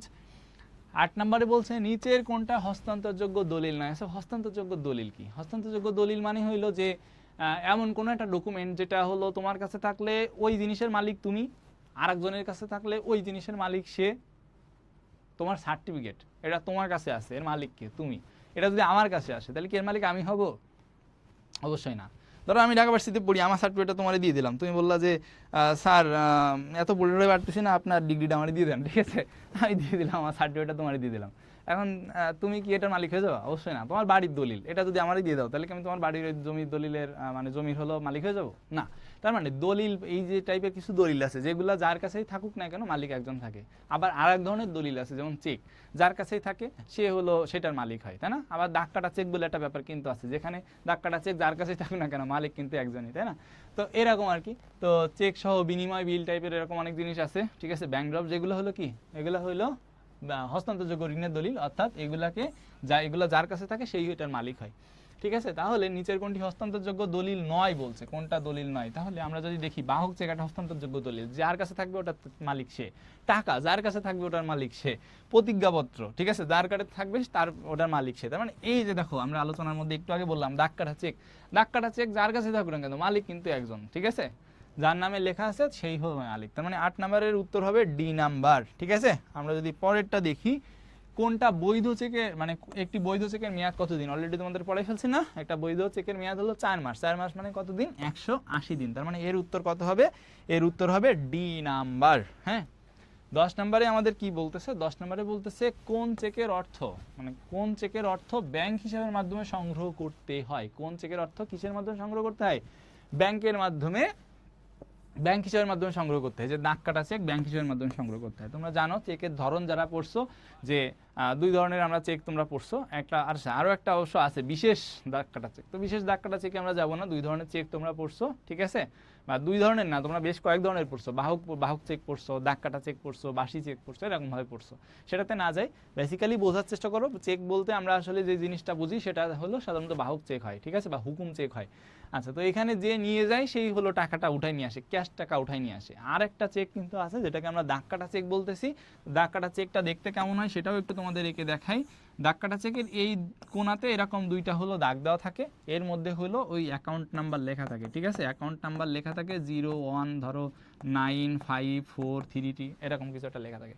তো তার মানে এই চেকটা তুমি যখন ব্যাংকে নিয়ে যাবা, অথবা তোমার এই দুই পাশে দাগ নাও কাটা থাকতে পারে, তোমার এরকম থাকতে পারে, এখানে শুধুমাত্র AC5439 এইভাবে হলো লেখা থাকতে পারে। মানে কানাকানি কোনো এক কোনায় ডান পাশের এই কোনাটাতে তুমি এই কোনায় লিখতে পারবো না, এই কোনাতে তুমি হলো স্পষ্টভাবে ব্যাংক অ্যাকাউন্টের নাম উল্লেখ করে দিবা। এখন তাহলে ব্যাংকারের কাছে নিয়ে গেলে ব্যাংকার কি করবে, তোমাকে নগদ টাকা দিবে না, এইখানে যে অ্যাকাউন্টের নাম লেখা আছে ওই অ্যাকাউন্টে ওই টাকাটা ট্রান্সফার করে দিবে, ঠিক আছে। তো দাগ কাটা চেক এই কাজটা করে, তো যার কারণে দাগ কাটা চেকে হলো নগদ টাকায় লেনদেন হয় না, দাগ কাটা চেকে কিসের মাধ্যমে লেনদেন হয় না, নগদ টাকায় লেনদেন হয় না। এখন আমাদের বলছে কোন চেকের অর্থ ব্যাংক হিসাবের মাধ্যমে সংগ্রহ করতে হয়, অর্থাৎ এই চেকটা তুমি যদি নিয়ে যাও তাহলে নগদ টাকা পাবা না, কি হবে, তোমার যে ব্যাংক অ্যাকাউন্ট থাকবে সেই অ্যাকাউন্টে টাকাটা চলে আসবে। তার মানে আমাদের প্রশ্নও কিন্তু তাই যে মানে ব্যাংক হিসাবের মাধ্যমে সংগ্রহ করতে হয়, ব্যাংক হিসাবের মাধ্যমে, তার মানে ব্যাংক অ্যাকাউন্টের মাধ্যমে টাকাটা ট্রান্সফার হয়ে চলে আসে, ঠিক আছে। সো আশা করি বুঝতে পারছো, অন্য যে চেকগুলো থাকে সেই চেকগুলো বা বাহক চেক বা হুকুম চেকে এরকম কিছু থাকে না, ঠিক আছে। এখানে শুধুমাত্র নাম থাকে, তোমরা চেক যারা দেখছো এখানে নাম থাকে, তাই না, নাম থাকে, ঠিক আছে, এখানে সিগনেচার থাকে, তুমি এখানে সিগনেচারটা করে দাও, এরকম আর কি থাকে। যাই হোক, তো এটাও আমরা বুঝলাম। তোমরা যারা পারো তারা অ্যান্সার করো, না পারলেও অ্যান্সার করার চেষ্টা করো। 11 নম্বরে বলছে কোন হস্তান্তরযোগ্য দলিল একই পক্ষের নিকট দুইবার উপস্থাপন করতে হয়। বেশ পেছানো জটিল একটা প্রশ্ন, যারা ডিপ পড়াশোনা না করো, বেসিক বুঝে পড়াশোনা না করো, আমি বারবারই বলি, তারা হইলো একটা টাইমে গিয়ে আটকায় যাওয়া, ঠিক আছে। তো এই জন্য বেসিক বুঝে পড়াশোনাটা করা জরুরি, ঠিক আছে। শর্টকাট পড়লে লাইফ শর্টকাট হয়ে যাবে, ঠিক আছে।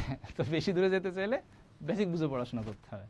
তো দেখো এরকম প্রশ্ন সচরাচর আমরা কিন্তু দেখি না, ঠিক আছে, সচরাচর কিন্তু দেখি না। তো এই প্রশ্নটায় কি বলতেছে, হস্তান্তরযোগ্য দলিল একই পক্ষের নিকট দুইবার উপস্থাপন করতে হয়। কোন ধরনের দলিলটা একই জনের কাছে দুইবার হস্তান্তর করতে হবে? তুমি কি বিনিময় বিলটা বুঝো? আসলে বিনিময় বিলে আসলে কি, বিনিময় বিল মানে তুমি ধরো রহমতের কাছে টাকা পাও, এখন রহমত তোমার টাকা অনেক দিন হয়ে গেছে দিচ্ছে না, ঠিক আছে, অনেক দিন হয়ে গেছে রহমত তোমার টাকা দিচ্ছে না। এখন তুমি কি করবা, তুমি একটা বিনিময় বিল বানাবা, অঙ্গীকার নামা বানাবা, ঠিক আছে, সেইটা নিয়ে তুমি রহমতের কাছে যাবা, গিয়ে বলবা এই মিস্টার রহমত সাহেব আপনি তো আমার টাকা পয়সা দেন না, কি করবেন এখন বলেন, এইখানে আপনি একটা সিগনেচার করে দেন, ঠিক আছে। এখানে আমি বিনিময় বিল বানাই নিয়ে আসছি, 30 দিন পরে এখানে লেখা আছে, এই দলিলে লেখা আছে যে আপনি 30 দিন পরে আমার বকেয়া টাকা পরিশোধ করতে বাধ্য থাকিবেন, বুঝেছেন রহমত সাহেব, সিগনেচার করেন। তো রহমত সাহেব এখানে সিগনেচারটা করে দিল, ঠিক আছে। এবার এই যে সিগনেচার করে দিল, আপনি ওই নিয়ে গেলেন ওর কাছে কয়বার, আপনি রহমত সাহেবের কাছে একবার নিয়ে গেলেন, ঠিক আছে, ও সিগনেচার করাইতে নিয়ে গেলেন, তার মানে স্বাক্ষরের দিন, স্বাক্ষর করানোর জন্য, স্বাক্ষর বা অনুমতি গ্রহণের জন্য, ঠিক আছে, অনুমতি গ্রহণের জন্য আপনি ওর কাছে একবার নিয়ে গেলেন। এবার ওই যে আপনি বলে দিছিলেন যে 30 দিন, তাই না, বলে দিছিলেন না যে 30 দিন পরে আপনি টাকা পরিশোধ করে দিবেন, মেয়াদ পূর্তির দিন বলে দিচ্ছেন 30 দিন, মানে আপনি রহমতকে সময় দিয়েছেন 30 দিন, বাট 30 দিন পরে টাকা ফেরত দিবি, ওকে। এরপরে আপনি আবার 30 দিন পরে যখন মেয়াদ শেষ হবে তখন আপনি আবার যাবেন রহমতকে, যেয়ে বলবেন ও রহমত সাহেব গুড মর্নিং, ঘুম থেকে উঠেন, ঠিক আছে, কি করেন, আপনার যে আপনি যে স্বাক্ষরটা দিছিলেন এই সে কাগজ আমি নিয়ে আসছি, এখানে আপনার সিগনেচার আছে, আপনি এখানে বলে দিছিলেন 30 দিন পরে টাকা দিবেন, আজকে সেই 30 দিন পূর্ণ হয়েছে, এখন মাল ছাড়েন, ঠিক আছে। তাহলে রহমত সাহেব আপনার টাকা দিতে কিন্তু কি হবে, বাধ্য হবে, ঠিক আছে। এখন এটা আপনিও নিয়ে যেতে পারেন, অনেক সময় বিনিময় বিল বাট্টাকরণ আমরা ব্যাপারটা পড়ে থাকি, বিনিময় বিল বাট্টাকরণের ক্ষেত্রে যেটা হয়, আপনি আর ওই রহমতের কাছে যান না, আপনি ব্যাংকের কাছে যান, মেয়াদ পূর্তির আগেই গিয়ে ব্যাংকের কাছে গিয়ে কিছু টাকা ডিসকাউন্টে ওই টাকাটা নিয়ে আসেন, ঠিক আছে, পরে ব্যাংক রহমতের কাছে যায়। তার মানে এই দেখেন তো এই ব্যক্তির কাছে কয়বার আসা হচ্ছে, একবার স্বাক্ষরের দিন আসা হচ্ছে, আর একবার হলো টাকা আদায়ের দিন আসা হচ্ছে, আর একবার আদায়ের দিন আসা হচ্ছে, টাকা আদায়ের দিন আসা হচ্ছে, তো এই দুইবার আসা হচ্ছে। তার মানে বিনিময় বিলে আসলে কি করা হচ্ছে, বিনিময় বিলে দুইবার উপস্থাপন করতে হয়, ঠিক আছে। বিনিময় বিল কয়বার উপস্থাপন করতে হয়, দুইবার উপস্থাপন করতে হয়। সো এটা সহজ, আমরা সবাই আশা করি পারছি। 12 নম্বর প্রশ্নে বলতেছে বিনিময় বিলের প্রস্তুতকারী কে, বিনিময় বিল কে প্রস্তুত করে, বিনিময় বিলে স্বাক্ষর তো করে কেটা, স্বাক্ষর করে হলো আদেশটা, তাই না, স্বাক্ষর করে হলো আদেশটা, আর আদিষ্ট হলো বিনিময় বিল প্রস্তুত করে, ঠিক আছে। আদেশ দেই যে দেই, বুঝো ভালো করে বুঝো, আদেশটা আদিষ্ট গুলাইও না, আদেশটা মানে যে আদেশ দিচ্ছে যে আমি টাকা দিয়ে দিব, ঠিক আছে। আচ্ছা, আর আদিষ্ট হলো যে আদেশ পাচ্ছে, ঠিক আছে, আর হলো যে ধারক মানে যে ধরে আছে, আর প্রাপক মানে হলো যে হলো ওই টাকাটা পাবে, ঠিক আছে।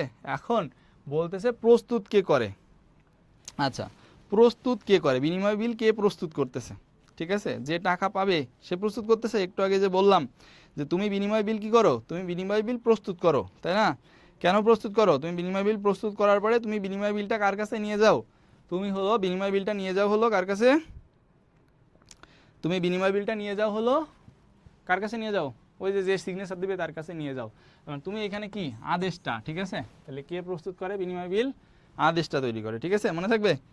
আচ্ছা, এরপরে আসো, আমরা এই প্রশ্ন দেখলাম, পরের প্রশ্নে যদি যাই 13 নম্বরে বিনিময় বিল কি? বিনিময় বিল হলো এই যে শর্তহীন বিনিময় বিল। অবশ্যই কি হতে হবে বলো? বিনিময় বিল অবশ্যই শর্তহীন হইতে হবে। বিনিময় বিল অবশ্যই কি হতে হবে? শর্তহীন হতে হবে। তাহলে আচ্ছা, শর্তহীন এই যে কই আছে শর্তহীন? এই যে সি আর ডিতে আছে, তার মানে এ বি পড়ার দরকারই নেই।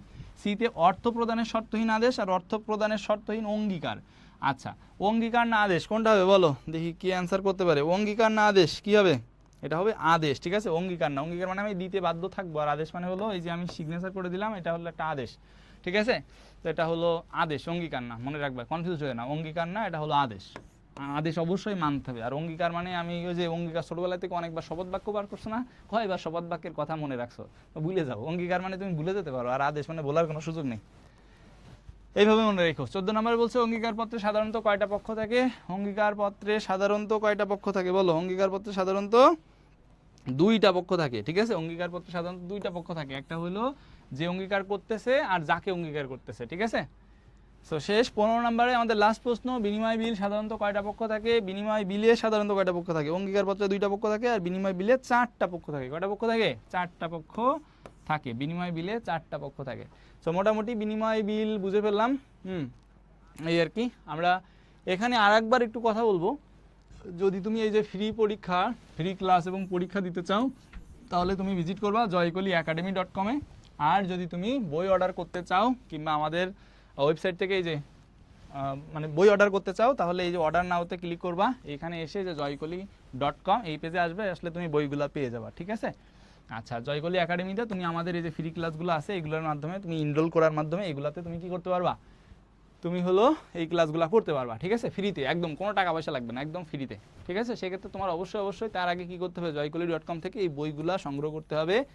অবশ্যই এই বইগুলা, মানে সবগুলা না, তুমি আসলে তোমার কমার্সেরগুলো সংগ্রহ করবা, যে সায়েন্সের আছে সায়েন্সেরগুলো সংগ্রহ করবা, এই আর কি। যদি কোনো প্রকার জটিলতা তৈরি হয় তাহলে তোমায় আগের পেজে একবার দেখাইছি, ওইখানে তুমি বাটন পাবা অনেকগুলা, call button, WhatsApp button, email button. এখানে তুমি এই যে হোয়াটসঅ্যাপ নাম্বার আছে, একটু স্ক্রিনশট দিয়ে রাখো, 01678343471, ঠিক আছে।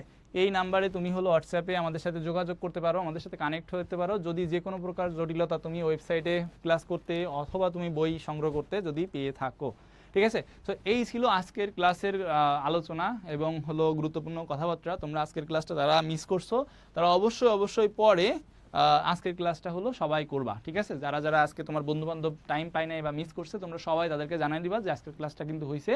তো আজকের ক্লাসটা তুমি তাদেরকে শেয়ার করে দিবা, লিঙ্কটা শেয়ার করে দিবা এবং তাদেরকে ক্লাসটা করতে উদ্বুদ্ধ করবা।